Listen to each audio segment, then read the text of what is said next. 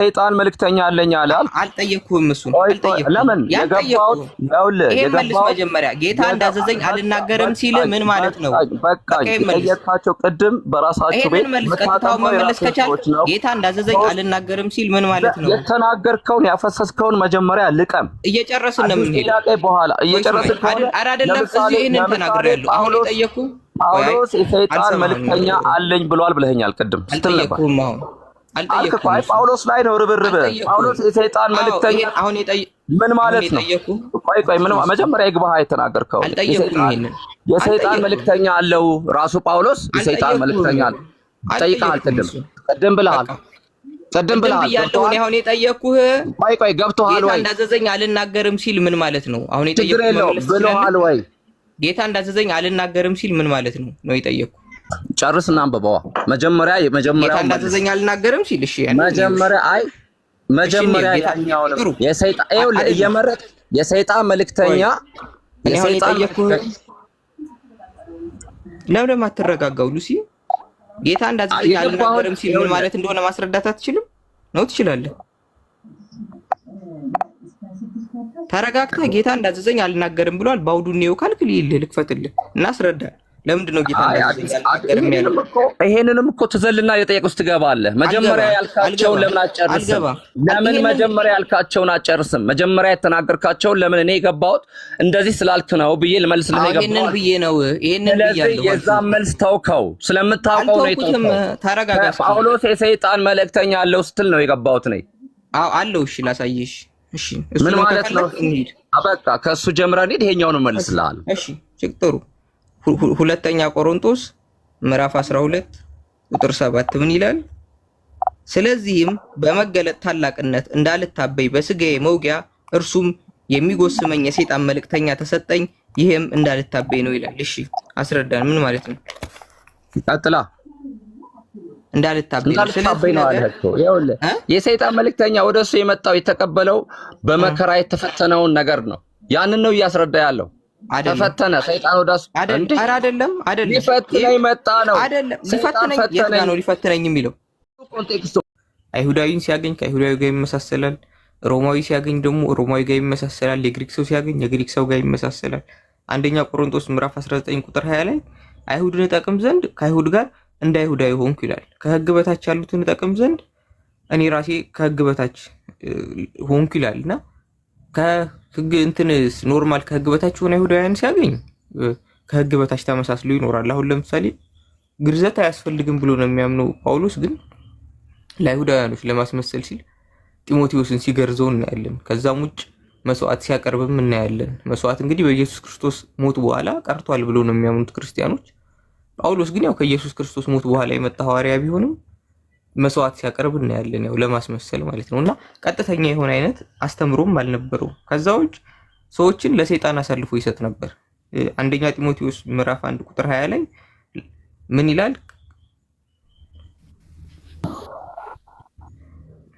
ከነዚህም ይላል እንዳይሳደቡ ይማሩ ዘንድ ለሰይጣን አሳልፌ የሰጠኋቸው ሄሜኔዎስን እና እስክንድሪዮስ ናቸው ይላል። ሄሜኔዎስን እና እስክንድሪዮስን አሳልፎ ለሰይጣን እንደሰጣቸው ይናገራል። አሁን በመጽሐፍ ቅዱስ አስተምሮ ማንኛውም ነቢይ እንዲፈርድ ለእግዚአብሔር አሳልፎ ሊሰጥ ይችላል። እግዚአብሔር ይፈርድበታል፣ ወይ እሱ ራሱ ነቢዩ ሊፈርድ ይችላል መጽሐፍ ቅዱስ ላይ እንጂ ለሰይጣን አሳልፎ አይሰጥም። ጳውሎስ ግን ሲጀመር መልእክተኛውም ያው የሰይጣን መልእክተኛ ተሰጠኝ ስላለ ኖርማል እሱም አሳልፎ የሚሰጠውም ለሰይጣን ነበር።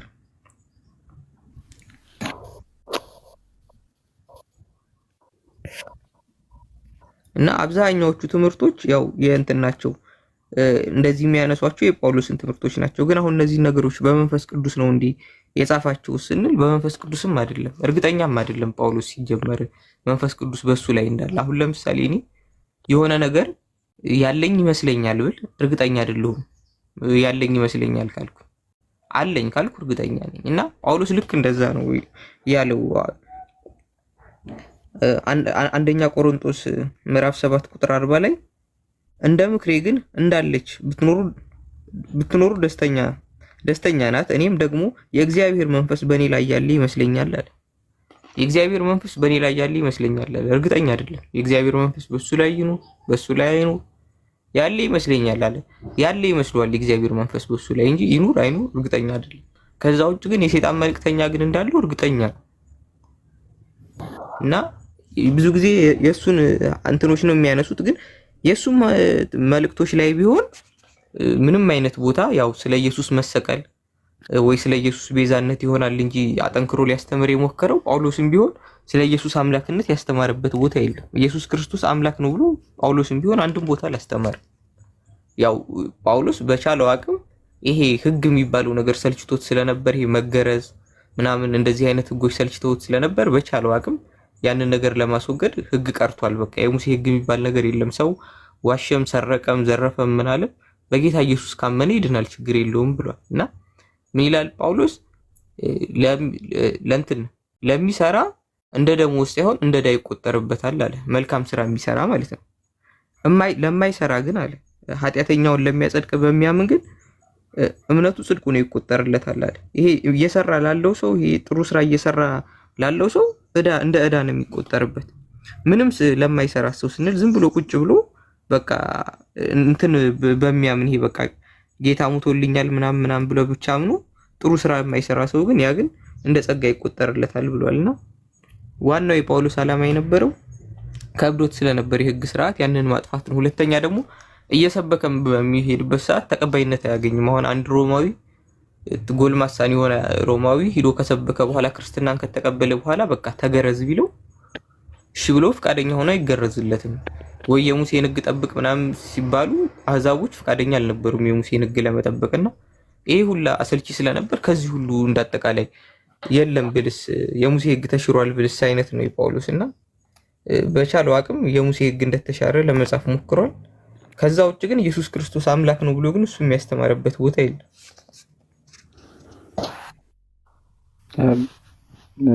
በዚህ ላይ ጥያቄ ነበረኝ። አላጀ ጠይቀኛለሁ።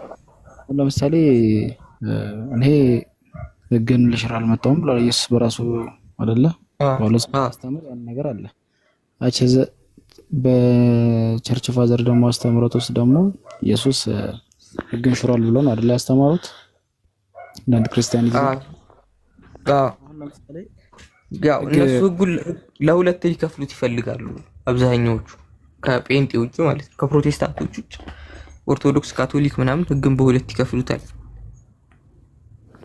አዎ ለምሳሌ አሁን ህግን በዛች በዚና በሰራቸው ወይም ዝሙት በሰራቸው ሴት ላይ ድንጋይ ሊወግራት ሲመጡ ከእናንተ ውስጥ ንጹህ የሆነ ይውገራት ብሏት ነበር አይደል? ዮሐንስ 8 ምዕራፍ 8 ላይ ያለው ዘገባ የለም። አዎ እንደዛ ሚል አለ እነሱ የያዙት መጽሐፍ ቅዱስ ጋር ግን በማኑስክሪፕቱ ላይ ግን የለም።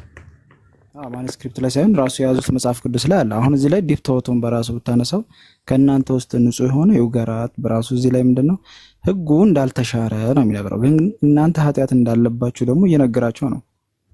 ከእናንተ ውስጥ ንጹህ የሆነ ሰው ግን ካለ ምንድነው ሞገር ይችላል ማለት ነው። ስቲል ያ ህግ ይሰራል ማለት ነው አይደል?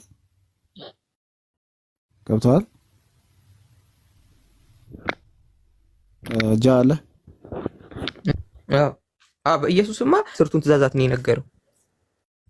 ያ ህግ ውስጥ ይሰራል ማለት ነው። ከዛ ውስጥ ንጹህ ሰው ካለ ኃጢአት የሌለበት ሰው ካለ ይሰማል። ያ ትሰማለህ። ኃጢአት የሌለበት ሰው ካለ ሞገር እንደሚችል ፐርሚሽኑን እየሰጣቸው ነው አይደለ?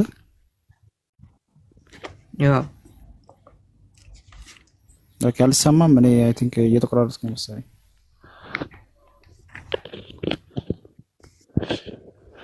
ዩኒቨርሳል ላይ ይሰማለሁ። ሁለታችሁም ትሰማላችሁ። ኦኬ ጃለ ታፕታፕ አድርጉበት እስኪ። እንደዚህ ኔትወርክ ሊሆን ይችላል። ጃለ አለሁ። እስቲ አያይዘህ ከዚህ ጋር መልስልን።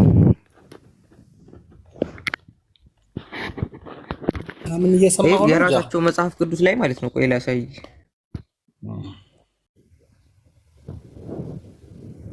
አጭ ነበር መሰለ። እሺ ቀጥል። አዎ ነበር። አሁን መጣል። ቀጥልሽ።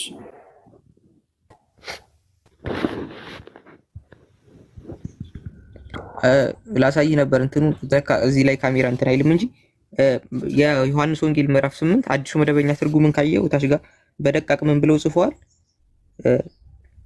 ሁለት ቁም ይላል ታች ጋር ብዙ የጥንት ቅጂዎች ይህ ክፍል የላቸውም ብለው ጽፈዋል። ቃል በቃል ራሳቸው ብዙ የጥንት ቅጂዎች ላይ እንደማይገኝ ራሳቸው አምኗል። የሴቲቱ ዘገባ ማለት ነው።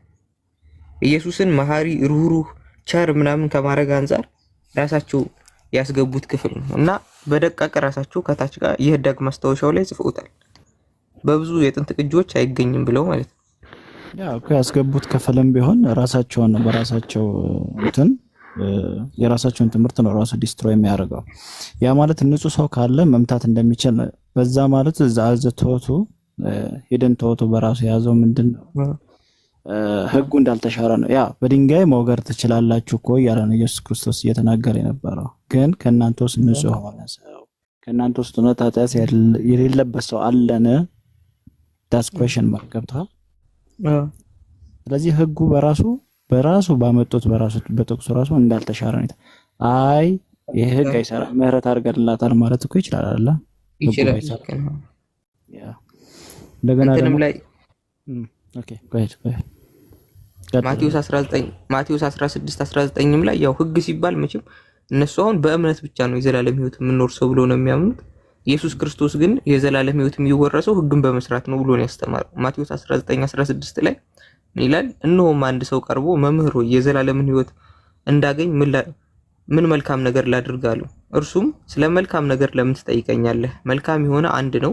ወደ ህይወት መግባት ብትወድ ግን ትእዛዝን ጠብቅ አለው። እርሱም የትኞቹን ትእዛዝ አለው? ኢየሱስም አትግደል፣ አታመንዝር፣ አትስረቅ፣ በሐሰት አትመስክር፣ አባትና እናትህን አክብር፣ ባልንጀራህንም እንደራስህ ውደድ አለው ይላል። እና እዚህ ጋር መጥቶ የጠየቀው ሰውየው እነሆ አንድ ሰው ቀርቦ መምህሮ የዘላለም ህይወትን እንዳገኝ ምን ላድርግ ነው ያለው። የዘላለም ህይወት ለማግኘት ምን ላድርግ አለው። በእኔ መን አላለውም ኢየሱስ እዚህ ጋር ወይኔ እሰቀልልሃለሁ በእኔ ደም ትድናለህ ምናምን አላለው። የዘላለም ህይወትን እንዳገኝ ምን ላድርግ ሲለው የሙሴን ህጎች ነው የዘረዘረለት። አሁን እዚህ ጋር ህጎቹ ባይዘረዘሩ ቃል በቃል የሆነ የእምነት ህግ ነው ምናምን ብለው ሊሸፋፍኑት ይጥሩ ነበር። ኢየሱስ ግን እዚህ ጋር ቃል በቃል አትግደል፣ አታመንዝር፣ አትስረቅ የሚለውን ነው የዘረዘረለት የዘላለም ህይወት ለማግኘት። ስለዚህ በኢየሱስ ክርስቶስ አስተምሮ መሰረትም አንድ ሰው ባለመግደል፣ ባለመስረቅ፣ ባለማመንዘር ነው የእግዚአብሔርን መንግስት የሚያገኘው እንጂ ዝም ብሎ ኢየሱስ ሙቶልኛል ብሎ በማመኑ ብቻ ድነሃል የሚባል አይነት አስተምሮ ኢየሱስ አላስተማረም።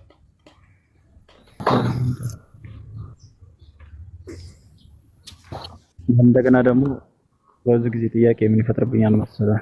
አሁን ወርልድ ዋይድ ማለት ዓለማችን ላይ ስታየው ክርስቲያኒቲ ሲባል በጣም ብዙ ክርስቲያኒቲዎች አሉ። እዛ ውስጥ አሁን መጽሐፍ ቅዱስን ኢንተርፕሬት ያደርጉበት ወይ ደግሞ የፈቱበት ወይ ያስተማሩበት ቸርች ፋዘሮች ይባላሉ፣ ወይም ደግሞ አባቶቹ ማለት ነው፣ ሃይማኖቶቹ አባቶች ማለት ነው። እና ያን ነገር በምን አድርገው መጽሐፍ ቅዱስ ተፈታ ስትላቸው ወይ አስተምሮቱ እንዴት መጣ ስትላቸው በመንፈስ ቅዱስ ይላሉ። ገብቷል? እና አንተስ እንዴት ገባ ስትላቸው እኔም መንፈስ ቅዱስ ከኔ ጋር እስከሆነ። ኦኬ የትኛው ቸርች ፋዘር ነው ትክክለኛው መንፈስ ቅዱስ? ለኦርቶዶክስ ላለው ወይስ ለፕሮቴስታንት ላለው ወላ ካቶሊክ ላለው? ለየትኛው ነው ትክክለኛው መንፈስ ቅዱስ ወርዶ በትክክለኛው መንገድ ያስረዳና መጽሐፍ ቅዱስን በትክክል ተስማምቶበት እንዳያመልኩት ያደረጋቸው የትኛው ርኩስ መንፈስ ነው? ግን ደግሞ አሁን እነሱ ይላሉ መንፈስ ቅዱስ ነው ይላሉ። ግን አሁን መጽሐፍ ቅዱስ አሁን እነሱ መንፈስ ቅዱስ ያስፈልጋል የሚሉት አምላካዊ እውቀትን ለማወቅ አይደል? ስለ አምላክ ለማወቅ አይደል? ምሳሌ ምዕራፍ 2 ላይ ምን ይላል? ልጅ ሆይ ቃሌን ብትቀበል ትእዛዜንም ባንተ ዘንድ ሸሽገህ ብትይዛት ጆሮህም ጥበብን እንዲያደምጥ ታደርጋለህ፣ ልብህንም ወደ ማስተዋል ታዘነብላለህ። ረቂቅ እውቀትን ብትጠራት ለማስተዋልም ድምጽህን ብታነሳ እርሷንም እንደ ብር ብትፈልጋት እርሷንም እንደ ተቀበረ ገንዘብ ብትሻት ይላል። እዚህ ጋር እርሷንም እንደ ብር ብትፈልጋት ሲል ይሄ እዚህ ጋር ብር ሲል ኖርማል ይሄ ሲልቨር ማለት ነው። ይሄ ገንዘብ ሳይሆን ሲልቨር፣ ይሄ ለጌጥ እንደምናደርገው ጌጥ አለ አይደል? እርሷንም እንደ ብር ብትፈልጋት አለ። አሁን ብር በጣም በብዙ ቁፋሮ ነው አይደል የሚገኘው ማዕድኑ። ልክ እንደዛ ብትፈልጋት አለ። እርሷንም እንደተቀበረ ገንዘብ ብትሻት፣ እዚህ ጋር ገንዘብ ነው ኖርማሊ። ደግሞ እንደተቀበረ አይነት ገንዘብ የሆነ ሰው እንደቀበረው አይነት ገንዘብ አድርገህ ብትሻት የዚያን ጊዜ እግዚአብሔርን መፍራት ታውቃለህ፣ የአምላክንም እውቀት ታገኛለህ አለ። የአምላክ ዕውቀት በምንድን ነው የሚገኘው? በቁፋሮና በፍለጋ ነው። እዚህ ኖርማል ቃሉን በመፈለግ በመቆፈር እዚሁ ጋር ልክ እንደ ማዕድን በመፈለግ ነው እንጂ መንፈስ ቅዱስ ተገልጾ የሆነ ነገር አይምሮ ላይ ዳውንሎድ ያደርግልሃል የሚል የለም መጽሐፍ ቅዱስ ላይ።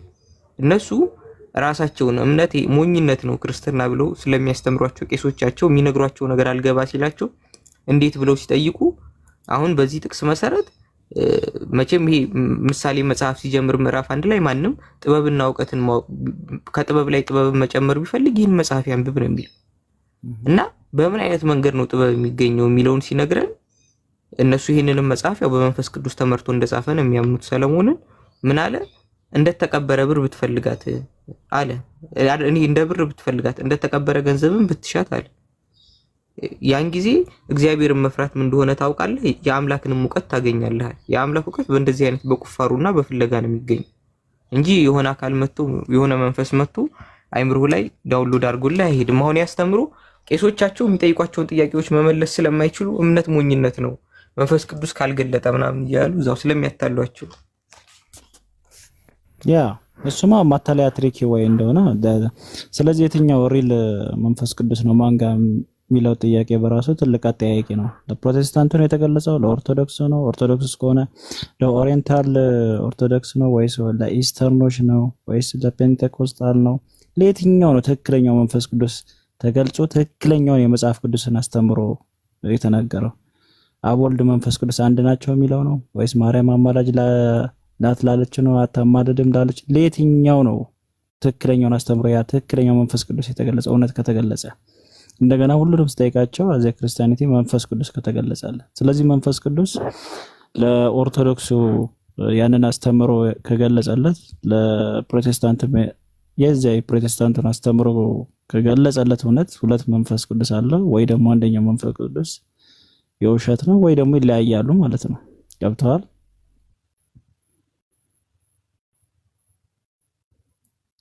አላህ ጃ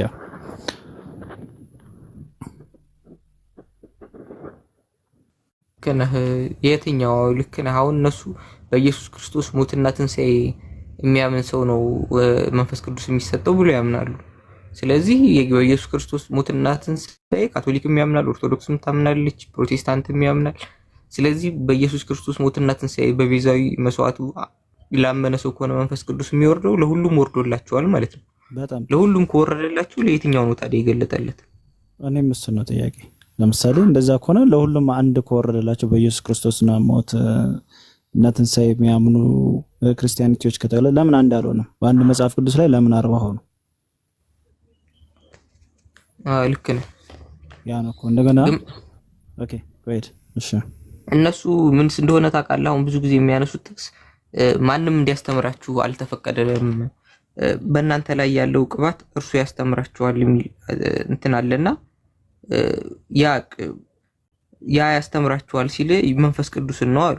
ግን እነሱ እንደዛ ብለው የምር አንሰማቸውም ብለው መምህሮቻቸውን ትተዋቸዋል። መምህሮቻቸውን ትተው እኮ ዝም ብለው መጽሐፍ ቅዱስን ቢያነቡ እኮ ይገለጥላቸዋል። ግን እነሱ ግን መምህሮቻቸውንም አይተውም።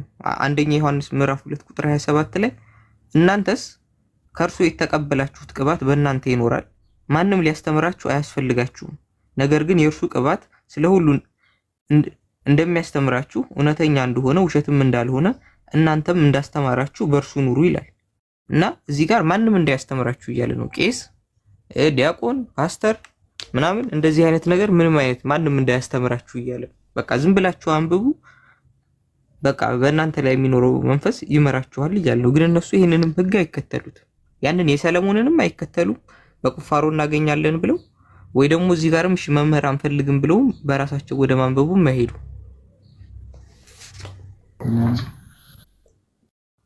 እና አንድ መጽሐፍ ቅዱስ ይዘው እኔ ጋር ነው መንፈስ ቅዱስ ያለው ብሎ የሚያምኑ ሰዎች ብዙ ጊዜ ያው ጥያቄ ስለሚፈጥርብኝ ነው። በራሱ ላይ ካየኸው አይ እነሱ ጋር እኮ መንፈስ ቅዱስ ሳይሆን ርኩስ መንፈስ ነው እስከማለት የሚደርሱ አስተምሮቶችም መነሳት ላይ ሰፍተው ነበር። ኦኬ እንደዛ ከሆነ መንፈስ ቅዱስ እንግዲህ ዋናው ፈትኒ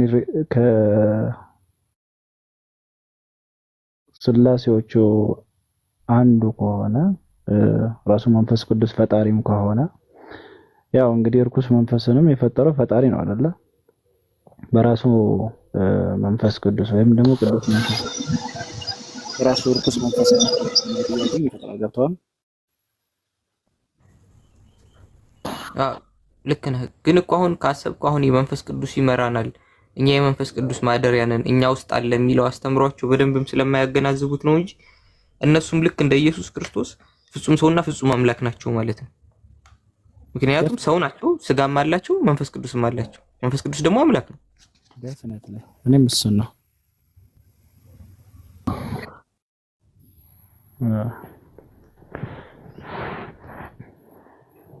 ነው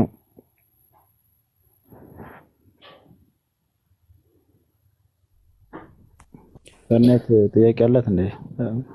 ዩኒቨርሳል ጠይቃስ ሰናይት። አቤት ሰላም አለይኩም። ሙስሊም ነኝ። ወአለይኩም ሰላም። ስምሽ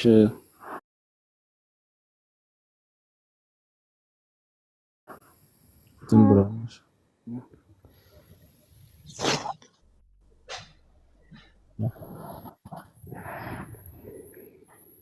ከታች ያሉትን አጠራቸውም አንዳንድ ክርስቲያኖች በቃ ጃማ በጣም ማሻአላ እንደዚህ ከሆነ ብዙ ነገር ያስተምረናል። ግን አብዛኛው ሙስሊም ነው መሰለኝ የምናዳምጠው።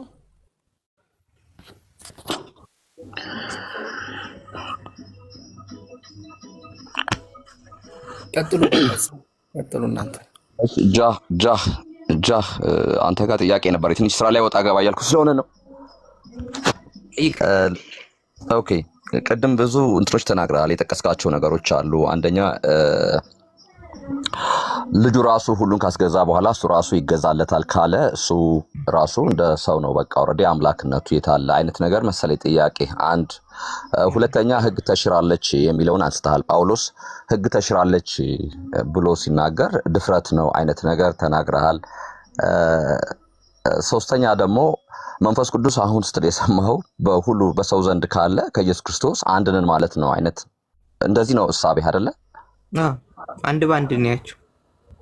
ኦኬ ስለዚህ መጀመሪያ ሁሉን ካስገዛለት እሱ ራሱ ይገዛል የሚለው ሐሳብ በመጀመሪያ ደረጃ ሞትና ትንሣኤውን ያየ ማንኛውም ክርስቲያን መልሱን ያውቀዋል። አንተ ለማወቅ ከፈለክ ግን ሙሉ ሐሳቡን ከዛ ላይ ብታነበው ምን ማለት ነው? ነገሮችን ሁሉ የነገሮች ሁሉ መጠቅለያ ሁሉን የሚያስገዛው ሞት ነው አይደለ? አይ ስለ ሞት ነው ስለምዚህ ጋር የሚያወራው ነው አይደል? መጽሐፍ ቅዱስ ላይ አንዴ ይቅርታና ጠላቶችን የእግርህ መረገጫ እስካደርግልህ ድረስ በቀኝ ተቀመጣለህ አይደል? መቼ ነው የእግሩ መረገጫ የሚሆኑለትና ሁሉም የሚገዙለት? ኢየሱስ ክርስቶስ አሁን ሁሉም ነገር ተገዝቶለታል እንዴ? ኢየሱስ ክርስቶስን እሱ አስገዢ ሆኖ ነው ሁሉን ካስገዛለት በኋላ የሚለው ተገዝቶለታል እንዴ ነው ጥያቄ። የኔ ሁሉም ነገር ተገዝቶለታል ኢየሱስ ማለት አልገባኝም። አሁን ላይ ሁሉም ነገር ተገዝቶለታል? ሁሉን የሚገዛ የሚባለው እሱ ላይ ማን ነው? ሁሉን ይገዛል። ሁሉን የነገሮች ሁሉ እግዚአብሔር ኢየሱስ ክርስቶስ ሁሉም ነገር ተገዝቶለታል ወይ ነው የኔ ጥያቄ። ወይ ተገዝቶለታል ወይ አልተገዛለትም ነው መልሱ። ኢየሱስ ክርስቶስ አስገዝቶለታል። ለማን? ለእግዚአብሔር። ኧረ ቆይ ላንብብልህ፣ ቃል በቃል ብናነበው ይሻላል። ሁሉ ከእግሩ በታች ላንብብልህ። ሁሉን ከእግሩ በታች አስገዝቶለታልና ከሱ በፊት ሁሉ ከሱ በፊት ከፍ በልና እስኪ ይኸው 27 ነው እያነበብኩልህ ያለሁት። እኔም 28 አይደለም 28 እኔ 27 ነው እያነበብኩልህ ያለሁት እኮ መሀል ላይ ገብተህ አታንብበዋ። እኔም ልክፈተው አንተም ትፈታው። ይቅርታሽ ከቁጥር ስንት ጀምሬ ላንብብልሽ? ስለ ሞት የሚያወራው የነገሮች ሁሉ መጠቅለያ ሞት መሆኑን የሚናገረው ፓርት አለ። በደንብ ከፍ ብዬ ላንብብልህ ከ24 ጀምር። በኋላም መንግስቱን ለእግዚአብሔር ለአባቱ አሳልፎ በሰጠ ጊዜ አለቅነትንም ሁሉና ስልጣንን ሁሉ ኃይልንም በሻረ ጊዜ ፍጻሜ ይሆናል። ጠላቶችንም ሁሉ ከእግሩ በታች እስኪያደርግ ድረስ ሊነግስ ይገባዋልና በኋለኛውም ጠላት የሚሻረው ሞት ነው አለ። እዚህ ጋር ሞት ሲል ኢየሱስ ክርስቶስ የሞተው ሞት ነው ወይስ የዓለም ህዝቦች የሚሞቱት ሞት ነው? እዚህ ጋር ሞት እያለ ያለው በመጀመሪያ የአዳምን በቃ በአዳም ምክንያት የመጣብንን ሞት እንደሚሽር እየተናገረ የኢየሱስን ግን አይደለም። ኢየሱስ የሞተው ሞት አይደለም አይደል? ነው እኮ የሚሻረው በኢየሱስ ሞት ነው። ሁሉን ካስገዛለት በኋላ ማለት ይኸውልህ ሞት በሁሉ ነግሷል ነው እኮ ሞት በሁሉም የነገሰን ሞትን ነው ያልከው። ለዚህ ነው ሞት ነው የሚሻረው። ሞትን ለመሻር ሲል ነው መሻር ጋማ ገና ልንመጣ ነው። ገና መች ደረስን? እኔ አሁን እዚህ ጋር ገና ሞት ጋር ነኝ እኮ ገና ቁጥር 26 ላይ እኮ ነው እየጨረስን እንድንሄድ ብዬ ነው። ያኛውማ ገና 28 ጋር ነው። ገና 2 ቁጥር ይቀረናል። እኔ ግን እዚህ ጋር የኋለኛው ጠላት የሚሻረው ሞት ነው አለ። እዚህ ጋር ሞት ነው ይሻራል ሲል አንተም መሞት ታቆማለህ፣ እኔም መሞት አቆማለሁ፣ ሌሎችም መሞት ያቆማሉ ማለት ነው አይደል? አዎ ዕብራውያን 9:27 ላይ በደንብ አለ ይሄ ስለዚህ ነገር። አዎ ችግር የለውም። አብራራልኝ ስል ታብራራልኛለህ። አጭር መልስ መልስልኝና የምንግባባበት ሲሆን እያለፍኩ ይሄድና አይ ማንግባባበት ሐሳብ ሲሆን አብራራው ስል ታብራራልኛለህ። የኋለኛው ጠላት የሚሻረው ሞት ነው ሲል እዚህ ጋር ሰዎች የሚሞቱት ሞት ነው አይደል? አዎ እዚህ ጋር ይሻራል ሞት አለ። ጥሩ ከዛ 27 ሰዎች የሚሞቱት ሞት ማለት የትኛው ሞት ነው ማለት? የምትሞተው በቃ አንተ እየሞትካ ትሞት የለ እንዴ አንተ? ኦኬ እኔ በክርስቶስ ካመንኩ ድረስ የምሞተው የአዳምን ሞት አይደለም፣ የክርስቶስን ሞት ነው የሚናገረው። ሞት ምን አይነት ሞት ነው እያልክ ነው? ዘለዓለማዊ ሞት ነው ማይነሳ የሚናገረው። አዎ የሚሻረው ሞት ያ ሞት እንጂ ይሄ ጊዜያዊን ሞት አይደለም። ጥሩ እዚህ ጋር ይሻራል የተባለው መንፈሳዊ ሞት ነው እያልክ ነው አይደል? ነው መንፈሳዊ ሞት ነው እዚህ ጋር ይሻራል የተባለው። የስጋ ሞት እዚህ ጋር ይሻራል የተባለው የስጋ ሞት ነው ወይስ መንፈሳዊ ሞት? የሰው ልጅ አዳም ላይ የመጣው ፍርድ አለ ገብቶሃል? ይሞታል። ትንሣኤ የሌለው ሞት ማለት ነው። አሁን እኔ የጠየቅኩ እዚህ ጋር የስጋ ሞት ነው ወይስ መንፈሳዊ ሞት ነው እዚህ ጋር የተጠቀሰው ነው የጠየቅኩ። አልገባኝም። መንፈሳዊ ሞት ማለት ምን ለማለት ፈልገህ ነው? መንፈሳዊ ሞት ማለት ከአምላክ ጋር መለየት። አታውቅም ስለ መንፈሳዊ ሞትና ስለ ስጋዊ ሞት እስካሁን? ስጋዊ ሞት ማለት አንድ ሰው ሲሞት በቃ ነፍሱ ከስጋው ሲለይ ያ ስጋዊ ሞት ይባላል።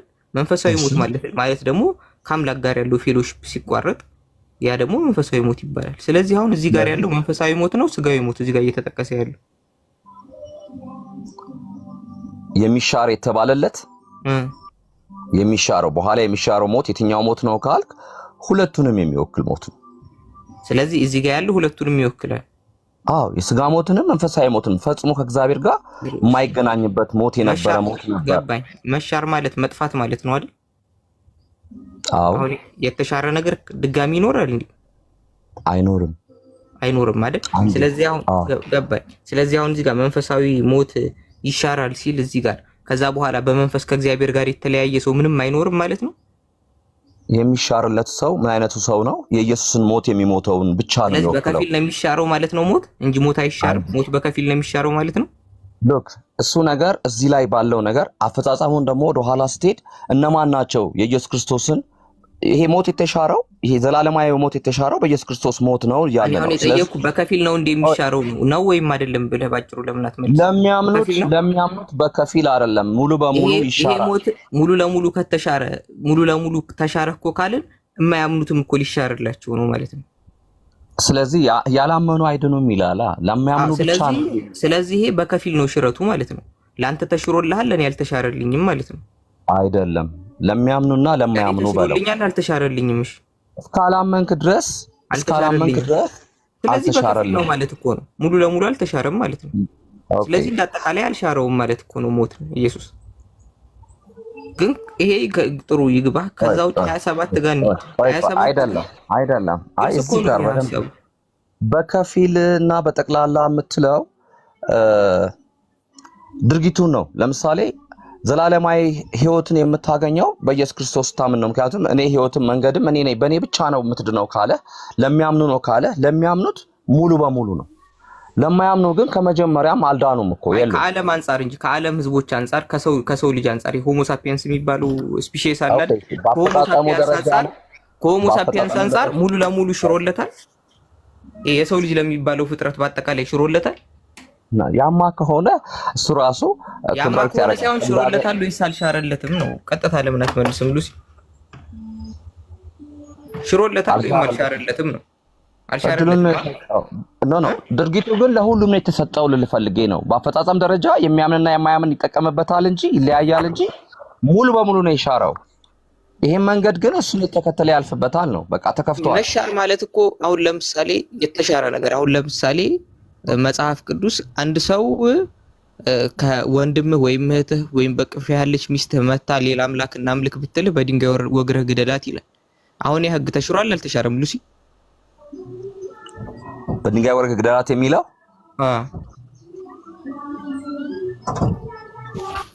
ለምሳሌ ቅድም አንድ ወንድም ዝሙት የፈጸመችዋን ሴት ከናንተ ውስጥ ኃጢአት ነው ያደረገ ስለዛ እኔ አሁን የጠየቅኩህን ቀጥታ መልስልኝ። አሁን ሌላ አምላክ እናምልክ ካለ ሌላም ሰው ይሁን በቃ ምጽአተኛም ይሁን አብሮ የሚተቀመጥ ይሁን የገባ ሰው አይሁዳዊም ይሁን ወግረህ ግደለው ይላልና አሁን ያ ህግ ተሽሯል አልተሻረም? አሁን ለምሳሌ አንተ በቅፍህ ያለች ሚስትህ ሌላ አምላክ እናምልክ ብትልህ ወግረህ ትገላታለህ ነው? ምን ታደርጋታለህ? ያ የብሉይ ኪዳን ህግ ነው። በህግ ትእዛዝ በሙሴ ህግ የነበረ ትእዛዝ ነው። ተሽሯል አልተሻረም? ህግ ሊሽር አልመጣም። እሱ ህግ ስለመሻር ሳይሆን ያን ድርጊት የሚያደርገው ማን ነው? ስለራሱ ኃጢአት ሳያቅ ስለ ሰው ላይ የሚፈርደው ያማ እዛው ጋር ማን ነው የሚያደርገው የሚለው እኮ እኩል ተቀምጧል እዛው መጽሐፍ ቅዱስ ላይ ካነበብኩ የሳንሄድሪ ሸንጎ አባላት አሉ በኋላ ላይ የተተኩ ከሳንሄድሪ ሸንጎ አባላት በፊት ደግሞ ሊቀ ካህኑ አለ። ይኸውልህ ስለ ኃጢአት የሚያደርገው አልከኝ እኮ እግዚአብሔር ራሱ እኮ ነው ሊቀ ካህኑ ይፍረድ ያለው። ሊቀ ካህኑ ነው የሚፈርድበት በሰውየው ላይ። እግዚአብሔር እኮ ነው ስልጣን የሰጠው ማንም የሚፈርድበት እንዲወገር ሊቀ ካህኑ። ሊቀ ካህኑ ማን ነው? አሁን ሊቀ ካህኑ ማን ነው? ስለዚህ እኔ አሁን የጠየቅኩት ተሽሯል ወይስ አልተሻረም ነው። ህግ አልተሻረም። ነገር ግን በህግ ይኖር የነበረው ሂደት በመሰዊያ ተፈጸመ። በቃ ጸደቀ። ተሻረ ማለት ቀዳማይቱ ህግ ለምሳሌ ጳውሎስ ቀዳማይቱ ህግ ጠቃሚ ሆና ስላልተገኘ ተሽራለች ያለው በፊት በህግ ትእዛዝ ስለነበረ ሙሴ በሲና ተራራ ያወረደው ህግ ነው። ያ ህግ በህግ መዳን ማንም ስላልቻለ አሁን ላይ አይተገበርም። ስለዚህ ቆይ አንዴ ማይክርታና መሻር ምንድነው ትርጉሙ? ሉሲ እኔ አሁን ይሄ ምሳሌ ያመጣሁት መሻር የሚለው ትርጉም እንዲገባህ ነበር። መሻር ማለት ምን ማለት ነው? በነገራችን ላይ እዚህ ጋር ተሻረ የሚባለው እኮ ተፈጸመ ለማለት ነው። የቃሉ ትርጉም መሻር ማለት ምን ማለት ነው?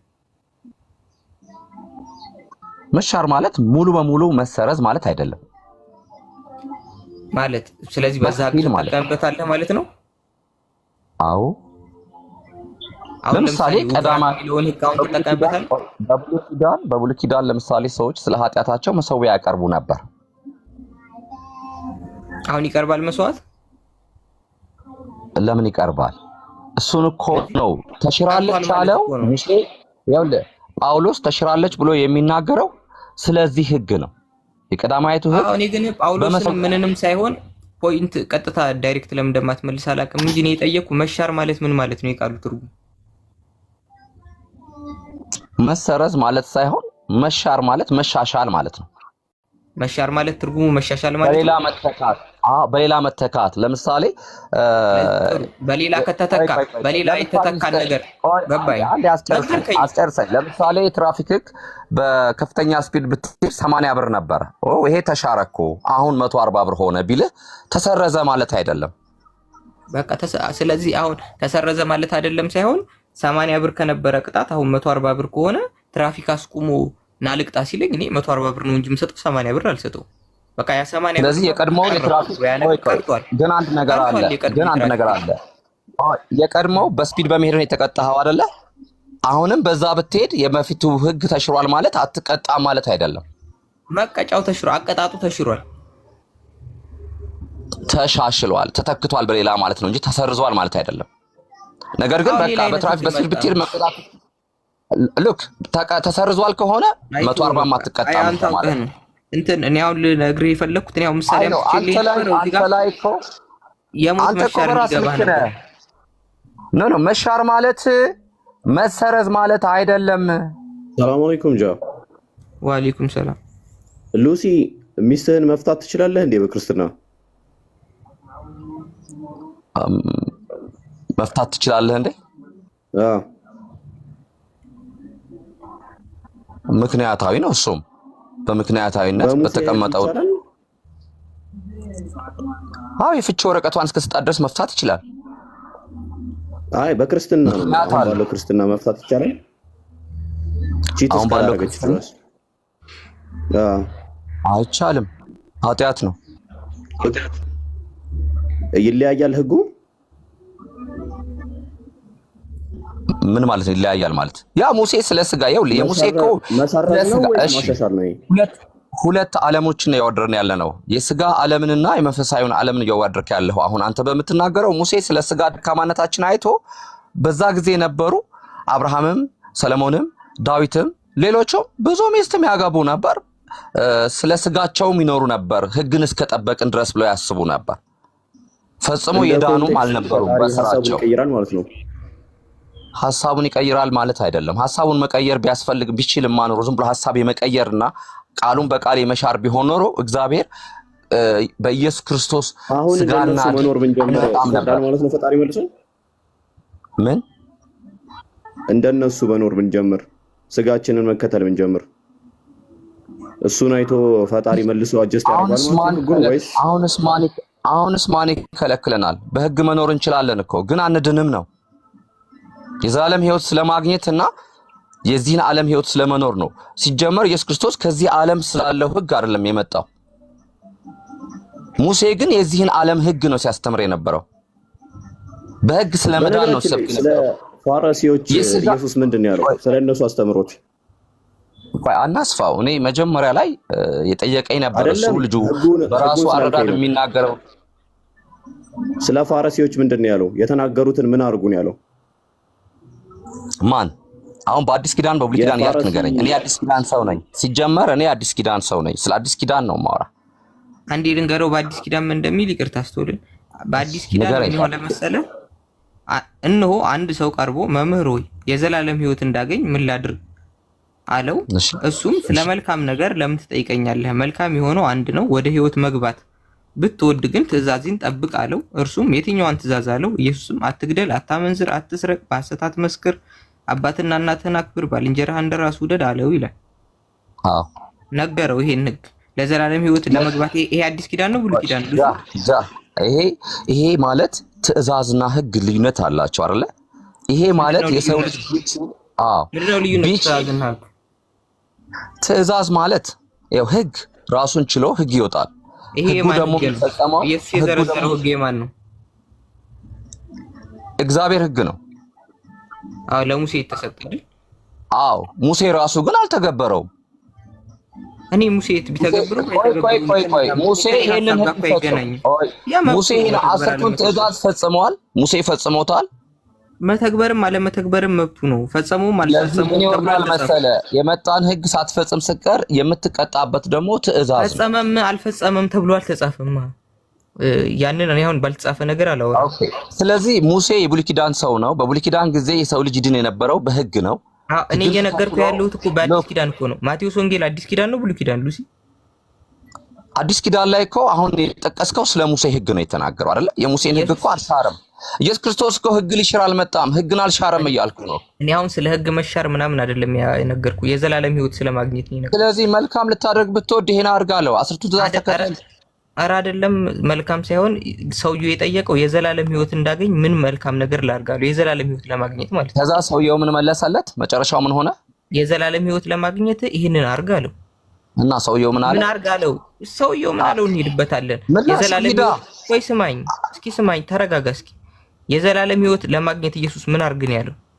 የዘላለም ህይወት ያስገኛል ያለው ምን ነው?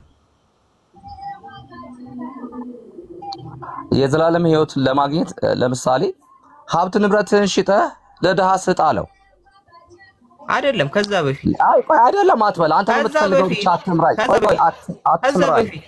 ከዛ በፊት ነው። ለምን መሀል ላይ ብቻ እንደ ሙዚቃ ክሊፕ እየመረጥክ ታወራለህ? ሳትጀምር እየጨረስክ እያለሁ ጥሩ ለምን ቀጥልበት። በቃ ደስ ይላል። ስለዚህ ሀብት ንብረትህን ሽጠህ ለድሃ ስጥ፣ መስቀል ተሸክመህ ተከተለኝ አለው። ሰውየው ግን ተመለሰ። ስለዚህ ለምሳሌ ሀብታም መንግስተ ሰማያት መግባት ይልቅ ግመል በመርፌ ቀዳዳ ብታልፍ ይቀላል ያለው ለዚህ ነው። ምን ማለት ነው? ዓለምን ጥሉ እያለህ ነው። ኢየሱስ ክርስቶስ በሙሴም የተሰጠው ለስጋችሁ ብቻ አትኑሩ፣ የእግዚአብሔር መንገድ ተከተሉ፣ ወደ እግዚአብሔር መንግስት ለመግባት ነው። ሉሲ ገባኝ እኮ አሁን አንተ እያልከኝ ያለው ገብቶኛል። ስለዚህ ይኸውልህ ስለ ስጋ ሐሳብ ስናወራ ስለ ስጋ ሐሳብ እናወራ ስለ ስጋ ሐሳብ አናወራ አይደለም የኔ ሐሳብ። ለምን ነው ያልጠየቅኩህን የምትመልስልኝ አላውቅም። እዚህ ጋር ጥሩ አንተም ጨመርከው። አንተ አልገባህም። ሌላ ህግን ዓለምና መንፈሳዊ ዓለምን ቅድም በራስህ ስለሰጠህ ነው የገባሁት እኮ። ለምሳሌ የስጋ ሞት የሚባለው የቱ ነው? የስጋ ሐሳብ ምንድን ነው? እኔ አሁን ስለ ስጋ ሞት ሐሳብ ሽፍት አላደርግልህም። እዚህ ጋር ኢየሱስ ክርስቶስ የስጋ ሐሳብ ማለት ምንድን ነው? ማመንዘር፣ መስረቅ፣ መመኘት የስጋ ነገር የተገለጠ ነው ይላል እኮ መጽሐፍ። የስጋ አልጠየቅኩም። እኔ እዚሁ ጋር ነኝ፣ ማቴዎስ ጋር ነኝ። እዚሁ ጋር አብረህ እዚህ እነዚህን ትእዛዞች አባትና እናትህን አክብር አለው አልከኝ። ከዛ በኋላ ለምን ዝቅ ብለህ አታነበውም አልከኝ። ዝቅ ብዬም ሳነበው ደግሞ ያለህን ደግሞ ሽጠህ ለድሃ ስጥ አለው። ጥሩ። ስለዚህ ሰው ለመዳን ምን ያስፈልገዋል አለ ኢየሱስ ክርስቶስ? አለመግደል፣ አለመስረቅ፣ አለማመንዘር ያለውን ደግሞ ሽጦ ለሰዎች መስጠት ያስፈልገዋል አለ። ዜን ከዛ ሰውየው ምን አለ? ሰውየው አልቀበልም ማለት አልፈልግም ማለት ወንድሜ ጃ ሰውየው ይሄ ሲነገረው ኢየሱስ ክርስቶስ በአካል ኤግዚስት አድርጎ ይሄን ነገር በሚያስተምርበት ሰዓት የነበረው ህግ አዲስ ኪዳን ነው የብሉይ ኪዳን ህግ ነው? ማቴዎስ ወንጌል ብሉይ ኪዳን ነው እያልከኝ ነው ማለት ነው? አይደለም እያልከኝ። ማቴዎስ እኮ ከክርስቶስ አዲስ ኪዳን ቆይ አልተሻረም። የብሉይ ኪዳን መጽሐፍ ምንድነው? አዲስ ኪዳን ነው ብሉይ ኪዳን? አንተ ገብቶሃል አይደል ሐሳቤ? አዲስ ኪዳን ላይ ተናገረው። አዲስ ኪዳን ነው ብሉይ ኪዳን ነው? አይገባኝም ሐሳብህ። አዲስ ኪዳን ነው። ስለዚህ አዲስ ኪዳን ነው ኢየሱስ ክርስቶስ ያወራበት ቦታ ማለት ነው። ድርጊቱ ግን የሚያመለክተው ኢየሱስ ክርስቶስ እንዲህ አለው እያልከኝ ስለሆነ አንተ ጥያቄ ያመጣኸው ኢየሱስ ክርስቶስ ይሄ ሲናገር የአዲስ ኪዳን ህግ አልተፈጸመም። ስለዚህ ኢየሱስ ክርስቶስ አዳምጠኝ። ኢየሱስ ክርስቶስ ይሄን ነገር ሲናገር ብሉይ ኪዳን ነበር እያልከኝ እኮ ነው። አዎ ታለ ማለት ለምን ፈራ? ስለዚህ ማቴዎስ ወንጌል ብሉይ ኪዳን ነው እያልክ ነው? ኖ አልክ እኮ። ምንድነው አንተ አውቀህ ነው እንዴ? ከብሉይ ኪዳን አነበብኩልህ። አዳምጠኝ አንዴ አዳምጠኝ። ከማቴዎስ ወንጌል ምኑ ላዳምጥ?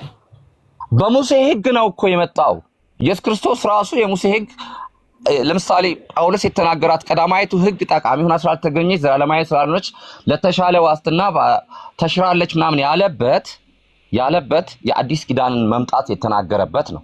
አንተ ደግሞ አሁን ጳውሎስ እንደዚህ ያለ አስርቱ ትእዛዝ አልጠየኩም ስለ ጳውሎስ አሁን ምንም እሺ አላረግልህም ሐሳብ አልቀይርም ነገር ይኸውልህ አሁን ላንተ ካልገባ ገብቶኛል ብለህ አልገባኝም አትበል። የተናገርከው ሐሳቡ ሀተታው ስለ ብሉይ ኪዳን ነው። ነገር ግን ምን ማለት ነው የሚያወራው? ቆይ እስኪ አንድ ጥያቄ ለምን አታስጨርሰኝም እንዴ? አስጨርሰኝ። አልገባህማ። እኔ ልጨርስና ከዛ ትናገራለህ። ለምን ደግሞ ያልጠየቅኩህን ስለምታወራ እኮ ነው። ያልጠየቅኩህን ነው የምትመልሰው። አስርቱ ትእዛዝ ጠብቀህ መዳን ትችላለህ አለው ኢየሱስ ክርስቶስ ብሏል አላለም? እሺ ብሏል። እሺ ስለዚህ አሁን እዚህ ጋር ኢየሱስ እና ሰውየው ሲነጋገሩ ቆይ እስኪ አንዴ ስማ። ከዛ ሰውየው አልተስማማም፣ አልቻለም። እኔ ስለ ሰውየው መች ጠየቅኩ? አልቻለም ስጠይቅህ እኮ ነው የምትመልስልኝ። አሁን ሰውየው ችሏል ወይስ አልቻለም አይደለም የኔ ጥያቄ። ኢየሱስና ሰውየው ሲነጋገሩ የነበረበት ሰዓት ብሉይ ኪዳን ነው ወይስ አዲስ ኪዳን? ብሉይ ኪዳን ነው። ጊዜው ብሉይ ኪዳን ነው። ኢየሱስና ሰውየው አዲስ ኪዳን የመጣው ኢየሱስ ክርስቶስ ከተሰቀለ ሁሉን በሞት ከሻረ በኋላ ነው እያልኩ ነው። ጎበዝ። ስለዚህ አሁን ኢየሱስ ክርስቶስ ከሞተና ከሻረ በኋላ ነገር የነገረው ለሰውየው ይኸውልህ ምን ይለው ይችላል ነበር መሰለህ? በቃ ነገርከኝ እኮ በቃ። ቆይ አልሞገትኩህም እኮ ስሞግትህ እኮ ነው የምታብራራልኝ። ስለዚህ እኔ እየተቀበልኩ ነው አሁን አንተ የምትለውን ሐሳብ እየተቀበልኩ ነው። ስለዚህ አሁን እዚህ ጋር እያወሩ የነበሩት ጊዜው ብሉይ ኪዳን ነው። ኢየሱስ ክርስቶስ ከተሰቀለ በኋላ ነው አዲስ ኪዳን የሚባለው አልከኝ። ሁሉም የሚጀምረው ክርስትና የመጣው በዛ ነው። ስለዚህ አሁን ሁሉም ወንጌሎች የማቴዎስ ወንጌልም ስቅለቱ ጋር ነው የሚያበቁት፣ የማርቆስ ወንጌልም የዮሐንስ ወንጌልም ሁሉም ስቅለቱ ላይ ነው የሚያበቁት። ስለዚህ ከስቅለቱ በኋላ ስለሆነ የጀመረው ስለዚህ አዲስ ኪዳን የሚጀምረው የሐዋርያት ሥራ ላይ ነው እያልከኝ ነው። አራቱም ወንጌሎች ብሉይ ኪዳን ናቸው እያልክ ነው። የሐዋርያት ሥራ ላይ ነው አላልኩም። ከስቅለቱ በኋላ አዲስ ኪዳን የሚጀምረው አላልኩም። አዳምጠኝ፣ አትዝጋ፣ ዝም ብለህ። አራቱም ወንጌሎች የሚያወሩት ስለ መዳን ነው። በኢየሱስ ክርስቶስ በአዲስ በተከፈተልህ መንገድ ሂደህ የዘላለም ሕይወትን ስለማግኘት ነው። አንተ ቅድም ያወራኸው በሙሴ ጊዜ የነበረው ሕግ ለሰውየው ኢየሱስ ክርስቶስም የነገረው የሙሴን ሕግ ነው እያልኩ ነው። ያ ሕግ ደግሞ ሕግን ጠብቀህ መዳን ከቻልክ እነዚህን አድርግ አለው። ሰውየው አንገቱን አቀርቅሮ ሄደ። ዩሲ ከዛ ኢየሱስ ክርስቶስ ምን አለ? የሰው ልጅ ሕግ ጠብቆ መዳን እንደማይችል ነው የነገረ። ዜን ምን ሊለው ይችላል ነበር? ህግን ጠብቆ መዳን አይችልም ማለት ኢየሱስ የት ጋር ስንተኛው ምዕራፍ ላይ እንዴ? ስንተኛው ቁጥር? ህግን ጠብቆ መዳን እንዳልቻለ የሰው ልጅ አልተናገሩም እንዴ ሐዋርያቶቹ? እኔ አሁን ኢየሱስ አለ ነው ያልከው። ኢየሱስ የትኛው ምዕራፍ ላይ ነው ያለው? ኢየሱስ አለ ብለህ ኖ ኢየሱስ አለ ብለሃል እኮ አሁን ቃል በቃል የት ጋር ነው ያለው? ምን ማለት ነው? ምን ማለት ነው? ምን ማለት ነው? ታዲያ የት ጋር ነው ያለው? ውረድ ስንት ላይ ነው መዳን እንደማይችል ሰው አትፍጠና። እሺ ለማጣመም ከሆነ አልሰማም። እኔን መስማት ከቻልክ ስማኝ። የሆነ እንደ ሌባ ዝም ብለህ የሆነች ነገር ስንቅርቅ ያረክ እንትን አታድርግ። የሆነ ቦታ ላይ አትቁም። አይስድቡን ተው። ለምሳሌ ምን ማለት ነው? እሺ ምን ማለት ነው? ለምሳሌ ሰውየው ምንድነው አለው? ሰውየውን በቃ አይድንም አለው እኮ አይድንም። ግመል በመርፌ ቀዳዳ ብትገባ ይቀላል ማለት ግመል በመርፌ ቀዳዳ አያልፍም። ስለዚህ አትድንም አለው ማለት ነው ሰውየውን። ህግ በመስራት አይጸድቅም ያለው የት ጋር ነው ነው ያልኩ? ጥያቄ ግልጽ ነው። ህግን ጠብቆ መዳን አልቻለም። በተዘዋዋሪ የምትረዳው ይሄንን ነው ያልኩ ነው። ሰውየው አልጠብቅም ማለት ቢጠብቅ ይድናል። ያ የሰውየው ምርጫ ነው። መጠበቅ አልፈለገም ሰውየው። አንተም አትችልም፣ ሙሴም አልቻለም፣ አብርሃምም አልቻለም። ሉሲ አለማውሸት ነው። ቆይ እሱ ያላስወራኝ ነገር ስላለ ነው። አንተ ግን ሲጀመር ጊዜ በመቼት ነው የሚገለጸው አይደለ? ድርጊቱን አፍተር እና ቢፎር አለ። በመቼት ብለህ ማለት ነው። ምንም አልያዝም ብለህ ነው እንጂ አሁን በቃ አንድ ስልህ በመቼት አንተ ተደራርቦ በማውራት ጥያቄ ይኸውልህ ልታመጣ የቻልከው እኮ ያልከው ኢየሱስ ክርስቶስ በሱ ደም መዳን ቢቻል ኖሮ ይህን ሰው ምን ማለት ነበረበት? አይ አንተ በቃ ይሄን አድርገህ አትድንም፣ እኔ ነገ ስሞትልህና ስሰቀልልህ ትድናለህ ቢለው ኖሮ ይገባህ ነበር። ብሎታል፣ እንደዛ ብሎታል ብለዋል። ኢየሱስ ክርስቶስ ይህን አልተናገረም እንዴ? እዚህ ጋር ባለው እንደዛ አለው። ሌላ ራሱ ኢየሱስ ክርስቶስ ሌላ ቦታ ላይ ስለ ኃጢአት፣ ስለ ሰው ልጅ፣ ስለ ማንም በቃ ከመጣበት መከራ ይድን ዘንድ እሱ ቤዛ ሊሆን እንደመጣ ተናግረዋል። የዘላለም ሕይወት ታገኙ ዘንድ እኔ መሞት አለብኝ አለ። አዎ። ታዲያ እዚህ ጋር ለምን አልነገረውም? ለዚህ ሰውዬ ለምን ደበቀው? ፈተነው። ሰውየውን እኮ ለፈተና የነገረው በቃ በህግ መዳን እችላለሁ ካልክ ይሄን አርግ አለው አይደለ? እና ታዲያ ለምን አልነገረውም? መጨረሻ ምን አለ? ቆይ ይሄን በሰንበት ተዘክራለሁ ለሚዳነው ችግር የለውም ህግን ባትፈጽምም ለምን አላለውም? ሰውየው እኮ ያልቻለው እዚህ አንተ ባመጣኸው በራሱ አውድብና ያልቻለው እኮ ህጉን አይደል ያልቻለው? እኔ አሁን የጠየቁህ ታዲያ ችግር የለውም በእኔ አትመን ለምን አላለውም? ሰንበትን እንደሚያከብር ድሃ እንደሚረዳ እንዲህ እንደሚያደርግ ሁሉ እኮ ተናገረና የዘላለም ሕይወት ብትወድ ሀብት ንብረትህን ሽጠህ ተከተለኝ ለምን አለው? መስቀል ተሸክመ ተከተለኝ ለምን ማለት አስፈለገው? ስለፈለገ ነው። እኔ አላም ኢየሱስ ክርስቶስን ተከትለን እንድናለን አልኛ ደግሞ ልክ ነን ማለት ነው። መከተል ማለት እሱ የከፈለውን ዋጋ መክፈል አለ እንዴ? እሱ ማመን ያንን ብሎ ተረጎመ ኢየሱስ። እዚህ ጋር አለው ለሰውየው። ከየት ነው የምታመጣው? ቁጥር ስንት ላይ አሁን ለሰውየው የተናገረውን ንግግር እያየን በቃ ተራ ክርክር አታርገው። መጽሐፍ ቅዱስ በደንብ ካነበብክ መልስ ይገባሃል። ሌላ ቦታ ላይ ይሄንን ሐሳብ ታገኘዋለህ አይደለ? እኔ አሁን የጠየቅኩ ሰውየው እዚህ ጋር ሲነግረው ቁጭ አድርገው እኔ ለአንተ ልድንልህ ነው ሞትልህ ነውና በቃ ኃጢአት እያረክ ጠብቅ አላለውም። ሰውየው ሄደ እኮ አንገቱን አቀርቅሮ ተመለሰ ነው የሚለው አይደል? አድርስ እስኪ እና ሳወራህ ማለት ነው። ከዚህ በኋላ ስጠይቅህ ቀጥታ መልስልኝ። ከዛ ደግሞ አይቻልም። አንተ መጀመሪያ ጊዜው ላይ ይኸውልህ በብሉይ ኪዳን የነበረ ህግ ነው አሁንም የሚሰራው ለማለት ነው ይሄን ሐሳብ ያመጣው። ኢየሱስ ክርስቶስም ያንን ነው አፕሩቭ ያደረገው። ህግና ትእዛዝን ጠብቆ መዳን እንደሚቻል ከተናገረ እንጂ በሱ ሞት መዳን እንደሚቻል አልተናገረም ለማለት ነው ያልከው። እንደዛ ነው የተረዳው። እኔ አሁን አንተ ያሰብከው እንደዚህ ነው ምናምን ከምትለኝ ለምጠይቅ ጥያቄ ለምን ቀጥተኛ መልስ እየመለስክ አንሄድም? አንተ እኮ ያሰብከውን አውቀዋለሁ አይምሮ ውስጥ ምናምን ከምትል እኔ አሁን ጥያቄ ኢየሱስ ያስተማረው ጂዊሽ ራቤኒክ የሆነ ቲቺንግ ነው። ቶራህን ይከተል ነበር። አንተ ደግሞ የጳውሎስ ትምህርት ነው የምትከተለው። የጳውሎስ ትምህርት ይመቸኛል ማለት እኮ ነው አይደለም? ቀላል እኮ ነው። ጳውሎስ በኢየሱስ ክርስቶስ ያገኘነውን ጸጋ ነው ያስተማረኝ እንጂ በብሉይ ኪዳን ስለነበረው ነገር ያውቃል፣ ተናግረዋል።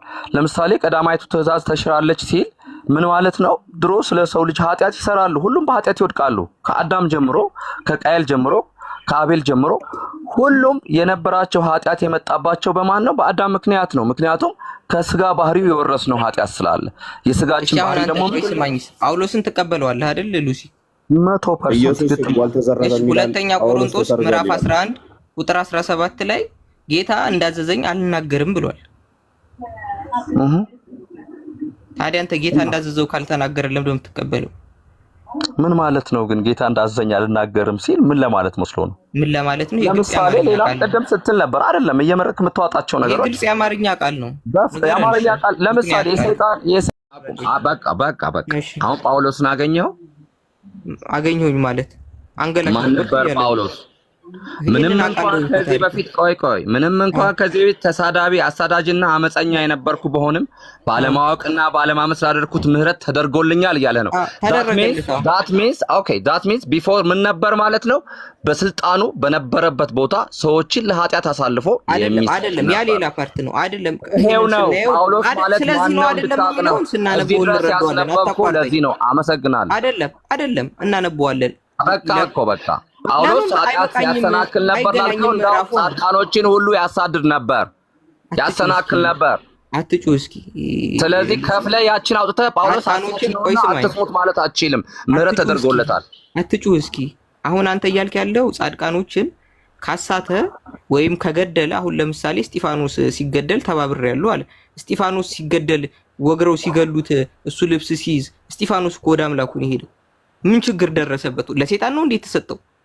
ለሰይጣን ተሰጡ ማለት ነው እንዴ? ቅዱሳኖች ሲሳደዱ ሲገደሉ ለሰይጣን ተሰጡ ማለት ነው እንዴ? ወንድሜ አንተ ቀደም ባለማወቅ እዚህ አሁን ራሱ እያረከው ያለው ነገር ሰዎችን ለማፈታት ነው የምትፈታው። ሰዎችን አታሰናክል እያልኩ ነው። ጳውሎስ እንዳንተ ነበር። ጳውሎስ ይሄን ያረግ የነበረው ባለማመኑ ነው። ጩኸት መልስ አይሆንም። በነገራችን ላይ ለምሳሌ አንደኛ ጢሞቴዎስ ምዕራፍ 13 አንብበው። ጳውሎስን ወቀው መጀመሪያ አውቀዋለሁኝ። እስኪ ስማ መጀመሪያ አንደኛ ጢሞቴዎስ ምዕራፍ 1 እስከ 3 ያለው ነው የምትችለው። በቃ ነው የገባኝ ነገር። በጩኸት ምንም የሚቀየር ነገር የለም። ጃ እያለ ያለው እኮ የቀደመውን ህይወቱን ነው እየነገረን ያለው ነው የሚለው እኮ አሁን ሉሲ ያወራ ያለው የቀደመውን እየነገረን ነው የሚለው። አሁን ለምሳሌ ጭራሹንም አይደለም።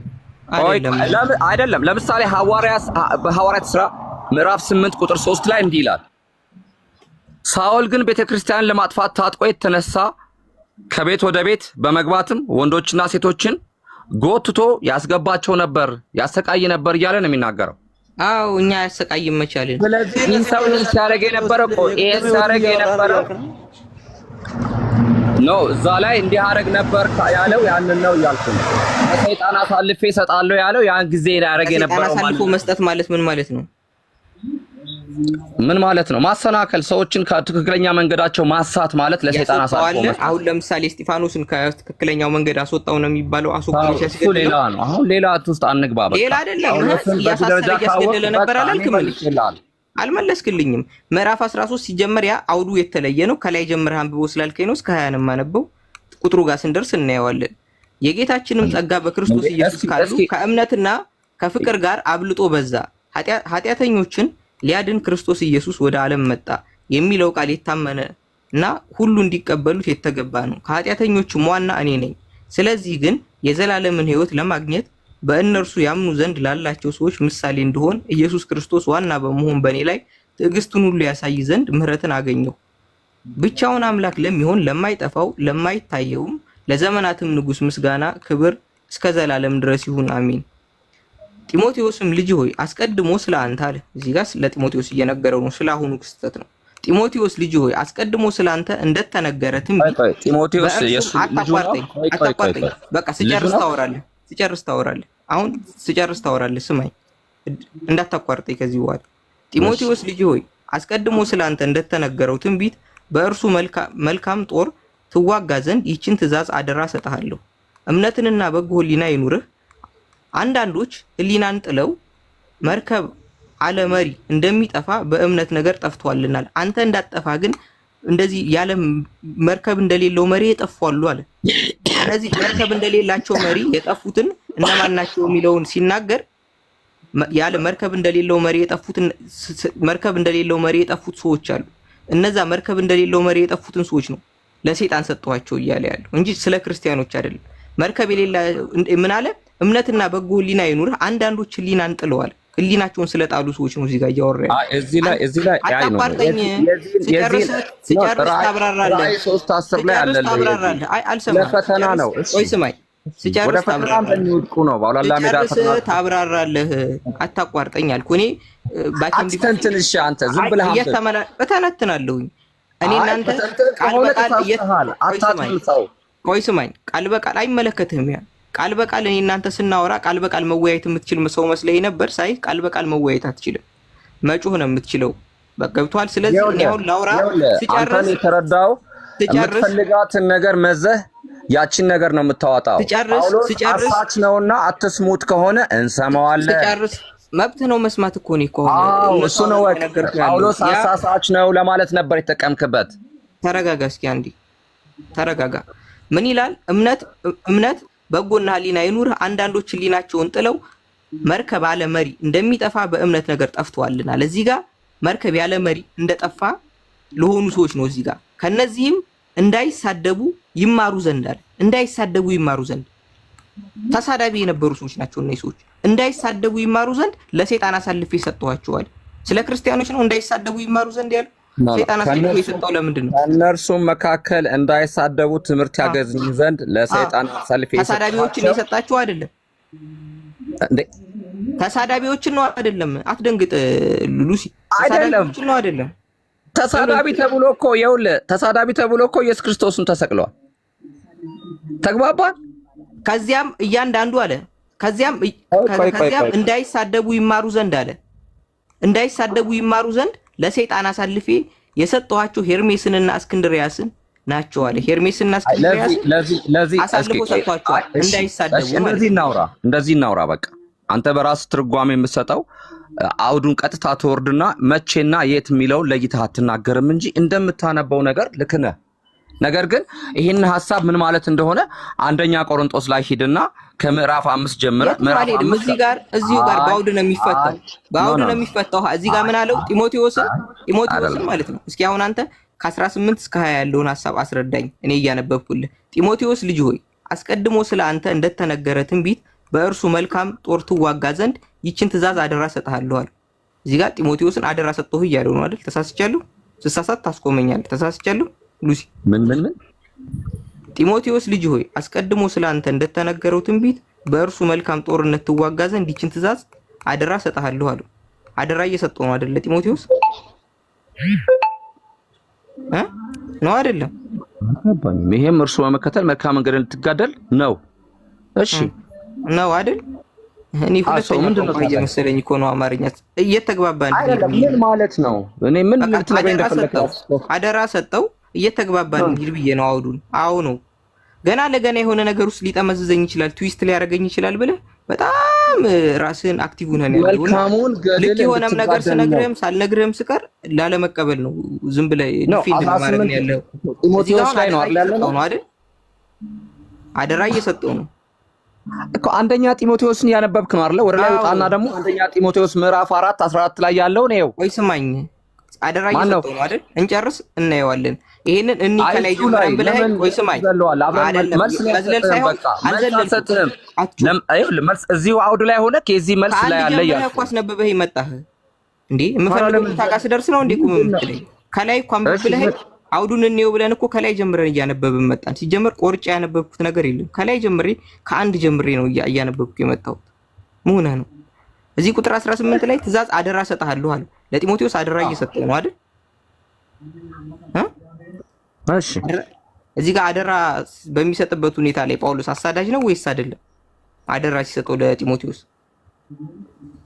ባሪያ የተቀበልከውን ጠብቅ እያለው ነው። እግዚአብሔርን ከሚያስከብር አሳዳጅ ነው ወይስ አይደለም? ጠየቀው። በውሸት ዕውቀት ከተባለ ፍልስፍና ራቅ እያለው ነው። አልጠየቅኩም እሱን። እዚህ ጋር ለጢሞቴዎስ ሲነግረው ጳውሎስ አሳዳጅ ነበር ወይስ አልነበረም ነው የኔ ጥያቄ። ጳውሎስ በዚህ ሰዓት አሳዳጅ ነበር ወይስ አልነበረም? ይሄን አደራ ሲሰጠው የሰጠው አደራ እኮ መልካም አደራ ነው። ስለዚህ አሳዳጅ ነበር ወይስ አልነበረም? ባጭሩ መመለስ አትችልም? ነበር ወይም አልነበረም ብለህ። ኦኬ በሱ ሐሳብ ከመጀመሪያውም መልካም ያደርግ ዘንድ እንደነበር ያውቅ ነበር። ያልጠየቅኩህን እኮ ነው የምትመልስልኝ። ባጭሩ መመለስ አትችልም እንዴ? አሳዳጅ ነበር ወይስ አልነበረም? እሱ ይኸውልህ የክርስቶስን ተከታዮች ወይም ክርስቲያኖችን ወይም መልካም አድራጊዎች ብሎ የሚያስባቸውን በራሱ ልክ ናቸው ያላቸውን በትክክል ትክክለኛ ተጋድሎ እያደረገ ነበር። ልክ ነው። እኔ አሁን ፈላጊ ነው ጳውሎስ። ስለ ልክ ነው አልጠየቅኩ፣ ስለ ልክ አልነበረም አልጠየቅኩ። እኔ አሁን እዚህ ጋር ለጢሞቴዎስ አደራ በሰጠበት ሰዓት ተሳዳጅም አልነበረም። እሺ እዚህ ጋር አልነበረም፣ አሳዳጅ አልነበረም ማለት ነው። ያ አሳዳጅ የነበረበት ባህሪ የሚያሳድዳቸው በሱ ዕውቀት መጥፎ የአሳዳጅነትን ባህሪ ትቶ እዚህ ጋር ክርስቲያን ሆኗል አይደል? አይደለም ክርስቲያን ነው አይደለም? እዚህ ጋር ጳውሎስ ክርስቲያን ነው አይደለም? በዚህ ጋር ክርስቲያን አይደለም? በይሳቅ ክርስቲያን አይደለም? አደራ በሚሰጥበት ሰዓት ለጢሞቴዎስ አደራ እየሰጠበት ባለው ሰዓት ጳውሎስ ክርስቲያን አልነበረም? ክርስቲያን ነው። በቃ ስለዚህ ክርስቲያን ነው አይደል? እዚህ ጋር ጳውሎስ ክርስቲያን ነው። ጥሩ እምነትና በጎ ሕሊና ይኑር። አንዳንዶች ሕሊናቸውን ጥለው መርከብ አለመሪ እንደሚጠፋ በእምነት ጠፍተዋልና አለ። እዚህ ጋር ነው ማናቸው የጠፉት? ይሄ በፊት የነበሩት ነው። እነማን ናቸው እነዚህ የጠፉት ነው ያልኩ? እውነት የጎደላቸው ኃጢአት ያደረጉ ምን ክርስቲያኖች ናቸው? አይደሉም? አይደሉም። ክርስቲያኖች አይደሉም። አንተ ክርስቲያኖች እንዴት አልክ? እኔማ በደንብ ማስረጃ ስላለኝ እምነትና በጎ ሕሊና ይሁን። እንዴት ይጠፋሉ? ቆይ እንዴት ነው የምትረከመው? ነው ክርስቲያኖች አይደለም እንዴት አልከኝ? ልመልስልህ ስል መልሰህ አትቁምብኝ አፌ ላይ። እምነትና በጎ ሕሊና ይኑርህ። አንዳንዶች አለ ሕሊናን ጥለው መርከብ አለመሪ እንደሚጠፋ በእምነት ነገር ጠፍተዋልና አለ። ጠፍተዋል አለ። ገብቶሃል? እንደሱ እንደ ጢሞቴዎስ የነበሩ ሰዎች ናቸው። እንደ ጢሞቴዎስ በእነሱ ቦታ ላይ ያለ ሰው ስለሆነ ልክ እንደነሱ እንዳትሆን እያለው ነው። ይሄ እኮ ግልጽ የሆነ ነገር እኮ ነው እኮ። እነዛ የጠፉ የተባሉት እነዚህ ሰዎች ውሸታሞች ናቸው ብለሃል አይደል? ይኸውልህ ልጄ ጢሞቴዎስ ውሸታሞች ናቸው አልከኝ። ቆይ ስማኝ ብለኸኛል። ውሸታሞች ናቸው ስላልክ ከነዚህም እንዳይሳደቡ ይማሩ ዘንድ ለሰይጣን ቆይ ስማኝ ክርስቲያን አይደሉም ብለሃል እኮ አንተ። አሁን እምነትና በጎ ሕሊና ይኑርህ። አንዳንዶች ሕሊናቸውን ጥለው ባህር ላይ አደጋ ደርሶበት እንደሚጠፋ መርከብ እምነታቸውን አጥፍተዋል እያላቸው ነው። እምነት የሌላቸው እነዚህ እምነት የሌላቸው ማለት ጎበዝ እዚህ ጋር እምነት የሌላቸው ጎበዝ፣ በቃ እምነት የሌላቸው ጎበዝ፣ በቃ እንዳንተ ልቀበልህ። እምነት የሌላቸው ሰዎች ናቸው አይደል? ጥሩ እነዚህ እምነታቸውን አጥፍተዋል ነው ያለ። አዎ ስለዚህ ክርስቲያን ናቸው ወይስ አይደሉም? ካጠፉ ክርስቲያኖች አይደሉም። በቃ እሺ ጥሩ። ስለዚህ ክርስቲያኖች አይደሉም። ስለዚህ እነዚህን ሰዎች ምን አለ ቁጥር 20 ላይ ከነዚህም እንዳይሳደቡ ይማሩ ዘንድ ለሰይጣን አሳልፌ የሰጠኋቸው ሄርሜስንና እስክንድሪያስ ናቸው አይደል? ገብቶሃል? ስለዚህ ራስህ አሁን ባመንከው መሰረት እዚህ ጋር ክርስቲያኖችን ስለሚያሳደው ስደት ሳይሆን የተናገረው አንተም ራስህ አሁን ብለኸኛል። አሁን ማለት ነው። አሁን ብትቀይርም በኖርማል 37 ሰው እየሰማ ነው። መቀየር መብት ነው። መቀየር መብት ስለሆነ ልጨርስ። ጳውሎስ ያሳዳቸው የነበረው ክርስቲያኖችን አይደለም። ልጨርስ። ቆይ አንዴ ልጨርስ።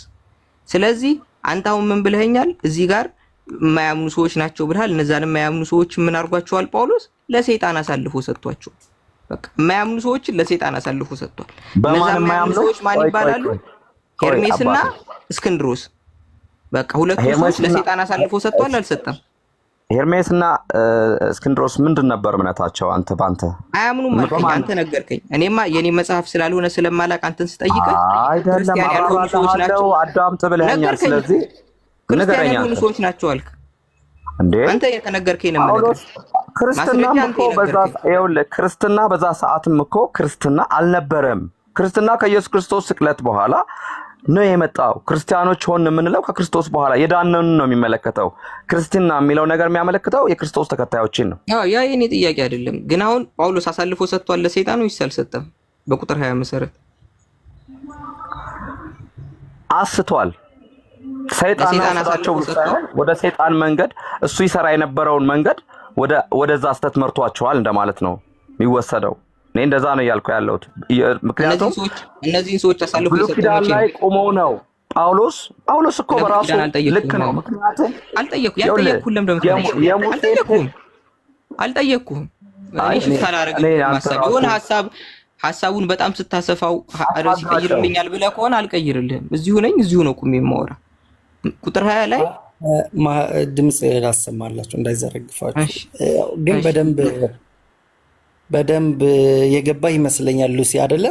ከኢጎ ከምናምን እንውጣና በሰላማዊ መንገድ ሉሲ አሁን በደንብ ተረድተዋል። ዝም ብሎ ከራሱ ፈጥሮ እንዳላወራ ልታስተካክለው ነበር የገባው። አሁን በደንብ ተረድተዋል። ኢቭን አላነበብክም አንዳንድ ነገሮች እዚህ ነው እያነበብክ ያለው መጽሐፍ ቅዱስን ራሱ። ስለዚህ አይ አይደለም ራሴ ያልከውን እኮ ነው። ስለዚህ አንዳንድ ነገሮች አይደለም እኔ እንዲያነበው ስለፈለኩ ነው። ወረደ ጳውሎስ ማን ነው? ይኸውልህ እሱ ስለ ጳውሎስ የተናገረውን ነገር ስለማጥራት ነው። ጳውሎስ በማወቅም ይሁን ባለማወቅ ሲያሳዳቸው የነበረው በኋላ ክርስቲያን የተባሉትን የክርስቶስን ተከታዮች እንግዲህ ክርስቲያን የሚለው ስም የመጣልን በአንጾኪያ ነው ለመጀመሪያ ጊዜ አሳልፎ የሰጣቸው አይደሉም ብለሃል። አትቀይር ሐሳብ አይደሉም ክርስቲያኖች አይደሉም ብለሃል። አሳልፎ የሰጣቸው ክርስቲያን ከነበሩ የክርስቶስ ተከታይ መሽናል ነው። ማን ተከራከረ ነው ያለ? የለም እኮ በቃ አይደሉም ብለሃል። አይደለም አዳምጠኝ ነው። አንተ በምትፈልገው እኮ በራስህ ሐሳብ አርዳር ነው ማስረዳ። የክርስቶስ ተከታዮች የነበሩትን ሰዎች ያሳድድ ነበር። ተቀብለናል። በቃ እኛው ምን እዚህ ጋር እኮ በቃ አሁን እዚህ ጋር እየተናገረ ያለው ክርስቶስ አካሎችን ያሳድ ነበር። ሌላ ቦታ ላይ ሊያሳድ ይችላል። ገብቷል? ሐዋርያት ሥራ ላይ ሊያሳድ ይችላል። ቆይ ስማኝ፣ ሊያሳድ ይችላል። ሐዋርያት ሥራ ላይ ሌሎች ቦታዎች ላይ ሊያሳድ ይችላል። እዚህ ጋር ግን ስለምንድን ነው አውዱ ስንል ስለማያምኑ ሰዎች ነው። የማያምኑ ሰዎችን ተሳዳቢ መሆናቸውን አይቶ እንዳይሳደቡ ሰጣቸው። በቃ እነዚህ ከሚሳደቡ ብሎ ሰጣቸው። ይሄን ተማመኑ። በሁለት ነገር ልንገርህ፣ ጳውሎስን በሁለት ማንነት ታገኘዋለህ መጽሐፍ ቅዱስ ላይ። ስለዚህ በሳውል በነበረበት ሰዓት ላይ ያደርግ የነበረውን ድርጊት ያኔ እሱ በራሱ ኃጢአተኛ ሰው ነኝ ብሎ አያምንም። ትክክል ነኝ ብሎ የሚያምን የጌታን መንገድ የእግዚአብሔርን መንገድ የሙሴን ሕግ እከተላለሁ ብሎ ነገር ግን ከዚህ ወጥተዋል ብሎ በራሱ አመለካከት ያመነባቸውን ሰዎች ያሳድድ ነበር። ምን አገናኘው ከዚህ ጋር? ያገናኘዋል። ስለዚህ ምን ነው የሚያገናኘው? እስኪ ንገረን። የሚያገናኘው ጳውሎስ ባለማወቅ ነው ያሳሳታቸው፣ ለሰይጣን አሳልፎ ቢሰጣቸው። እዚህ ጋር እየተናገረ ያለው ጳውሎስ እኮ ከራሱ አልፎ እሱ ክርስቲያን ሆኖ ሌላ ክርስቲያን ደቀ መዝሙር ኑሮት ደቀ መዝሙሩን አስቀምጦ እየመከረ እኮ ነው። ደቀ መዝሙሩን አስቀምጦ ምን እያለ መከረው መሰለ? አንዳንድ የጠፉ ሰዎች አሉ፣ ልክ እንደዛ እንዳትጠፋ እኔ ደግሞ እነዛን የጠፉትን ሰዎች እኔ ለሰይጣን ሰጥቻቸዋለሁ ብሎ ደቀ መዝሙሩን አስቀምጦ እየመከረው እኮ ነው። እዚህ ጋር አሳዳጅ ነው እንዴ ጳውሎስ? ጳውሎስ እኮ በይሳት አሳዳጅ አይደለም፣ ክርስቲያን ነው። ጭራሽ ክርስቲያን ነው ደግሞ ጢሞቴዎስ የሚባል ደቀ መዝሙር አፍርቷል። አሁን ካደረኩ አይመልሰኛት። እዚህ ጋር ጳውሎስ ክርስቲያን ነው። ጳውሎስ ክርስቲያን ነው አይደለም? እዚህ ጋር አሳዳጅ ነው ወይስ ክርስቲያን ነው? እስከተባለ ድረስ ክርስቲያን ነው። ጳውሎስ ከሆነ በኋላ ክርስቲያን ነው። ኦኬ፣ ስለዚህ አይገናኝም። በቃ ጳውሎስ ከሆነ ክርስቲያን ከሆነ ይሄን ነው። ሌላ ወደ ሌላ ምዕራፍ እንደዚህ ዝም ብሎ እዚህ አይደለም። አንሄድም። እንሄዳለን። እስክንድሮስ ማን ነው መጀመሪያ? አንተ ሰጥቷቸው አንተ ነገርከኝ እኮ የማያምን ሰው ነው ብለህ። እስክንድሮስ ማን ነው? በመቼ ጊዜ ነው እስክንድሮስ የተፈተነው? የማያምን ሰው እንዳንተ ማለት ነው። አሁን አንተ እና ያልከኝ አንዴ በማን ነው የማያምነው? በኢየሱስ ክርስቶስማ የክርስቶስ እኮ የሁሉ ክርስቲያን አይደለም ብለኸኛል እኮ። እኔ አሁን እስክንድሮስ ማን ነው ብዬ ከሆነ ቆይ አንዴ ይቅርታ፣ እንዴ ተረጋጋ ሉሲ። አሁን እስክንድሮስ ቆይ ስማኝ እስኪ ቆይ ስማኝ እስኪ አንዴ ተረጋጋና፣ አሁን እስክንድሮስ ማን ነው የሚለውን ከሆነ ሐሳብ ሽፍት ይሆናል። እኔ ሐሳብ ሽፍት የማድረግ ሐሳብ የለኝም እንጂ ከዛ ውጭ ሁለተኛ ጢሞቴዎስ ምዕራፍ 4 ቁጥር 14 ላይ ብትሄድ ታገኘዋለህ ማን እንደሆነ ማለት ነው። ሄርሜንስን ደግሞ ሁለተኛ ጢሞቴዎስ ምዕራፍ 2 ቁጥር 17 ላይ ታገኘዋለህ። ያ አልጠፋኝም። ገብቶሃል? ግን አሁን ሌላ ሐሳብ ሽፍት ወደ አንተ ማድረግ አልፈለኩም። አሁን እዚህ ጋር የኛ ሐሳብ ጳውሎስ ነው። ጳውሎስ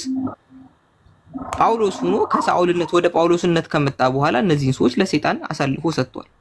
ግልጽ ነው በቃ። ገብቶሃል?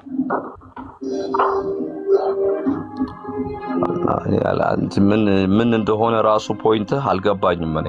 እሺ ላሳይህ በቃ ጥሩ።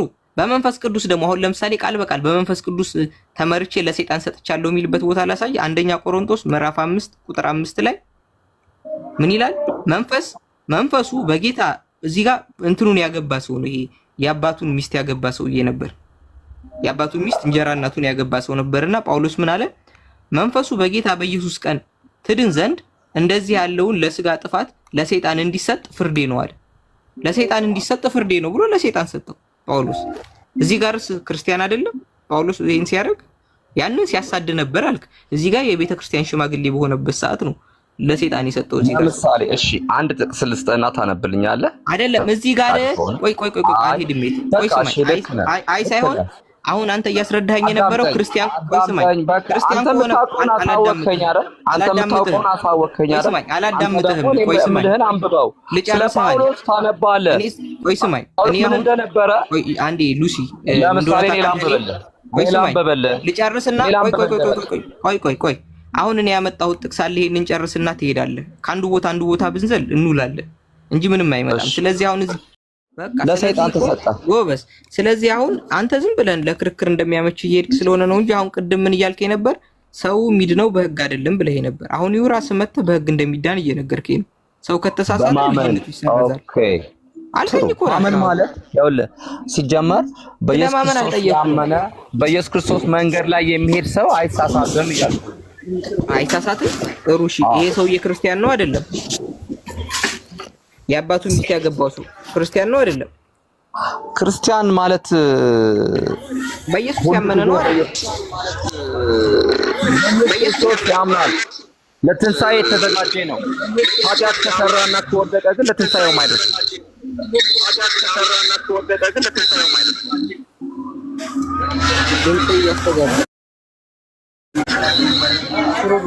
አሁን እኮ ሌላውን ደግሞ ስለ ትንሳኤና ስለ ሞትና ትንሳኤ ራስህ ምን ብለህ መሰለህ ራስህ የምትሄድበት ነው የራስህን ሐሳብ እየቀየርክ ነው ድምጽ በጣም ርቋል ታጋሹን ሚውተር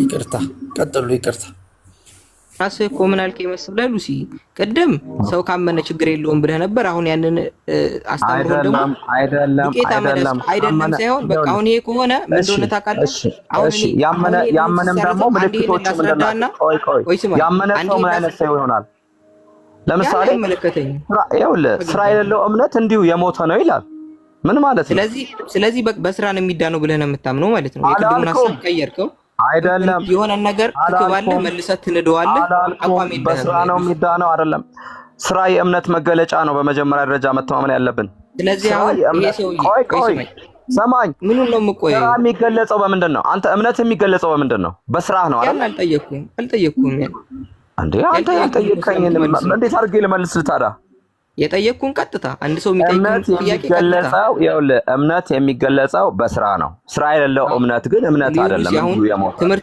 ትምህርት ቤት ተምርሃል መቼም አይደል ትሩ ፎልስ ስትጠየቅ አንዴ አብራራ ብለህ ታውቃለህ አልተማርኩም ማንበብና መጻፍ ነው እሱ ነው የተማርኩት ትሩ ፎልስ ወይ እውነት ሐሰት ስትጠየቅ አማርኛ ነው ውይይታችን እውነት አማርኛ ነው እያወራሁ ያለሁት እውነት ሐሰት ብለህ መልስ ስለዚህ አንተ ጠያቂ ብቻ አትሁን ልጠይቅህ ተረጋጋ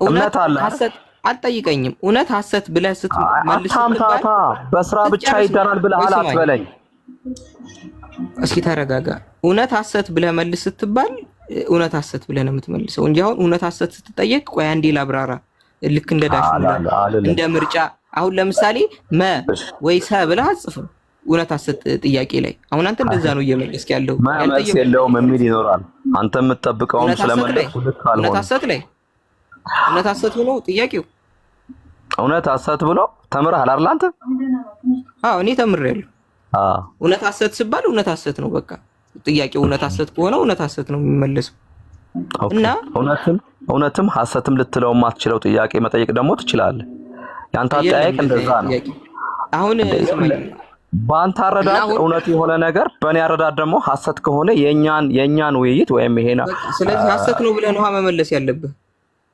በቃ አሁን እንደዛ ሐሰት የሆነ አመለካከት ካለ ሐሰት ብለህ ትመልሳለህ አሁን እኔ ስለዚህ እዚህ ጋር ያለው ክርስቲያን ሰው ነው ይሄን ክርስቲያን የሆነን ሰው ነው የሰጠው በቃ አንተ ከፈለክ በህግም ይዳንበል ከፈለክ በእምነትም በል መብት ነው ግን እዚህ ጋር ጳውሎስ አሳልፎ ለሰይጣን የሰጠው አንድን ክርስቲያን ነው በቃ ጳውሎስ የሰጠው ስራው ነው የሰጠው ቆይ ማን ፈራጅ አደረገው አንተ ስልጣን ተሰጥቶታል እኮ ማን ይሰጣል ጳውሎስማ በራሱ ባለው ትምክህት በራሱ በእግዚአብሔር ባለው ትምክህት ይፈርዳል፣ ይናገራል፣ ይዳኛል። ማን የሰጠው ስልጣን? ከኢየሱስ ክርስቶስ በጸጋ የተቀበለው ነው። ፍረድ ተብሎ ተሰጥቶታል። ምዕራፍ ስንት ቁጥር ስንት ላይ ነው ፍረድ ተብሎ የተሰጠው? እንዴ ፍርዱ ምንድነው? መጀመሪያ የፈረደው ፍርድ ምንድነው? አንተ እኮ ፈራጅ ስትል የእግዚአብሔር አይነት ፍርድ የሚፈርድ አድርገህ ነው የምትናገረው። ለራሱ እንደ መምህርነቱ የተሰጥቶታል። ምንም አይነት ይሁን በቃ ቀላልም ትንሽም ይሁን የት ጋር ተሰጠው ፍርድ መፍረድ? አንተ በትምህርት ቅድም ባስተማርከው በራስህ ባሉት በራስህ በነበሩት አንድ ተሰጠው ፍርድ አንድ መምህር በራሱ በሚያስተምራቸው ተማሪዎች ላይ ገሌ አልፈዋል፣ ገሌ ወድቀዋል፣ ገሌ ተባረዋል ማለት ስልጣን አለው። አሁን የጠየቁ ፍርድ ማን ይሰጠው ነው? ትምህርት ስላፈነገጠ ስለዚህ አሳልፎ ለኃጢአት ሰጠው ና ተማር ብሎ አያስገድደውም። ወደ ኃጢአት ያያለ ነው። ፍርድ ማን ይሰጠው? ለመፍረድ ስልጣን የሰጠው ማን ነው የጠየቁ? የሚፈርደው ፍርድ አንተ የምታስበው አሁን በምትለው አይነት ያለ ፍርድ አይደለም። እኔ አሁን የጠየቁ ለመፍረድ ቆይ አሳልፌ ለሰይጣን ቃል በቃል የሚለው አሳልፌ ለሰይጣን ሰጠው ነው። ሉሲ ጩኸት መልስ አይሆንም። እኔ አሁን የጠየቁ እንዲፈርድ ማን ነው ስልጣን የሰጠው? ስለሆነ ነው የማልሰማ። ለሰይጣን አሳልፌ ሰጠሁት ማለት ምን ማለት ነው? ይሄን ስልጣን ማን የሰጠው ነው ያልኩ? ማንንም አልሰጠውም ከሆነ መልሱ ማንንም አልሰጠውም ነው። ሰጥቶታል ካልክ ደግሞ በማስረጃ ሳይኝ የተሰጠበት ዝም ብለህ ብቻ መልስ አይሆንም። ክርስቲያን ነው፣ የእግዚአብሔር አገልጋይ ነው፣ የክርስቶስ አገልጋይ ነው። ስለዚህ በቤቱ ጳውሎስ እንደ መምህር ሆኖ ነው እያስተማረ ያለው። ስለዚህ ሰነፉን ተማሪ አባረው። የመፍረድ ስልጣን ተሰጥቶታል ወይ? ተሰጥቶታል? አልተሰጠውም የመፍረድ ስልጣን። ምን አይነት ፍርድ? እንደዚህ አይነት ለሰይጣን የመስጠት ለሰይጣን የመስጠት ማለት ከሰይጣን ሊያድነው ካልቻለ ኦሬዲ ተውኩት እያለህ ነው እንጂ እኔ እጁን ይዤ ሰይጣን ጋር ካውሰደው ብዬ ሰጠሁት እያለህ አይደለም። ማንም በራሱ ስራ ራሱ ነው የሚጠየቀው። ያንን ለስጋው ለጥፋት ለሰይጣን እንዲሰጥ ፍርዴ ነው አለ። ለሰይጣን እንዲሰጥ ፍርዴ ነው እያለ እንግዲህ አንተ ከየት አምጥተህ ነው? ያልተጻፈ እኮ ነው የምታነበው። እንዴት ነው የምትተረጉመው አንተ ፍርዱ? ስለዚህ ጳውሎስ ቆይ አንተ በምትለው አልጨምርም አልቀነስም። እሺ ልክ ነውም አይደለም እንድልህ ጥያቄ መልስልኝ። ጳውሎስ ሰውን ኃጢአተኛ ሆኖ እንዲቀር ማድረግ ይችላል፣ ጻድቅ እንዲሆን ማድረግ ይችላል ማለት ነው። አንተ በምትለው የመፍረድ ስልጣን አለው። አንተ በምትለው በዛ መልኩ ነው የምታስረዳኝ? ሰጠሁ እያለ ነው እሱ እያለ ነው። አሁን ማብራሪያ አይኑሩ አለው አለም እሱ ግን ሰጥቻለሁ እያለ ነው። ሰጥቻለሁ እያለ ነው። ኦኬ ስለዚህ ሰጥቻለሁ እያለ ነው። ሰጥቻለሁ ካለ ሰጥቷል ማለት ነው። እሺ ማንን? ይሄን ሰውዬ እዚህ ጋር ያለውን አንድ የቆሮንቶስ ቤተክርስቲያን ምዕመን ምን ስላደረገ? የአባቱ ሚስት ስላገባ። እሺ ከወንድም ጋር የሚተኙ ምናምን እያለ ከላይ የዘረዘራቸውንም አለ አይደል? እነሱ ወንድ መተኛት አይደለም እዚህ ጋር ያንንም ያለው ጳውሎስ ነው። ያንንም ያለው ጳውሎስ ነው። እነሱንም ለሞት ለኃጢአት አሳልፈው እዚህ ጋር የሰጠው ቃል በቃል ነው። ስለ አንድ ግለሰብ ነው እያወራ ያለው። እኔ ስለነዛ ማን ጠየቀ? ያልጠየቁህን ነው የምታወራው። እዚህ ጋር ስለ አንድ ግለሰብ ነው። አንድ ግለሰብ እንደሰጠ ነው የሚናገረው። የአባቱ ሚስት ያገባ ግለሰብ ነው። ስለዚህ ይሄንን አንድ ክርስቲያን ለሰይጣን አሳልፎ ሰጥቶታል ጳውሎስ? አልሰጠውም። ያው እሱ በአባትነቱ እሱ ያሰረው በምድር ያሰረው በሰማይ የታሰረ ይሆናል ስለሚል ኦሬዲ ትችዋለሁ። ጳውሎስን እስኪ ያሳይ። ጳውሎስን በሰማይ በምድር ያሰረው ነው። አሁን ጳውሎስን ከበደን አበበን አልልህም። ማስረጃ የለህም። ዝም ብለህ ስታወራ አልሰማህም። ፍልስፍና እኮ አይደለም ሃይማኖት ነው እያወራን ያለነው። ያስተምራቸው በራሱ ሰዎች ላይ ነው እያልኩ ነው እንጂ በእግዚአብሔር መንገድ ያለውን አይደለም። ማን ነው ያን ስልጣን የሰጠው? መምህር ነው የሰጠው። በቃ ስለዚህ ነው ሶስተኛ አልጠይቀም። ስለዚህ የጳውሎስ ስራ ማዳን ነው፣ ማስተማር ነው፣ ወንጌልን መስበክ ነው አይደለ? ከዚህ ያለፈ ስልጣን የለውም። በቃ ስለዚህ አሁን ጠየቅኩ። ያው አንተ ግን ልታሳየኝ አልቻልክም። የሰጠው አካል ፍርድ ሰጥቷል፣ ፈራጅ ነው፣ ኃጢአተኛ ይሁን ብሎ ማጥለቅ ይችላል የምትለኝ አንተ ነህ። ጨርሻለሁ። በቃ ፈራጅነት ስልጣን የሰጠው አካል የለም። አመሰግናለሁ። ስለዚህ ምንም ማንም ሳይሰጠው ነው ስልጣን። ከሌለ ለምን አነሳኸው አንተ? ፈርዶበታል እያልክ ለምን ታነሳዋለህ ታዲያ? ፈረድኩ ይችላል። የስልጣን ሳይሰጠው እኮ የሚያጭበረብር ሰው የለም እንዴ? ሁሉም ሰውማ በስልጣኑ ልክ ቢሰራ እኮ ዓለምም ሰላም ትሆን ነበር። ግን አንዳንድ ሰው ከሰይጣን ጋር ያብርና እግዚአብሔር የሰጠው ስልጣን የለም። በሰይጣን ግን ኖርማሊ የሰይጣን መልእክተኛ መስላል።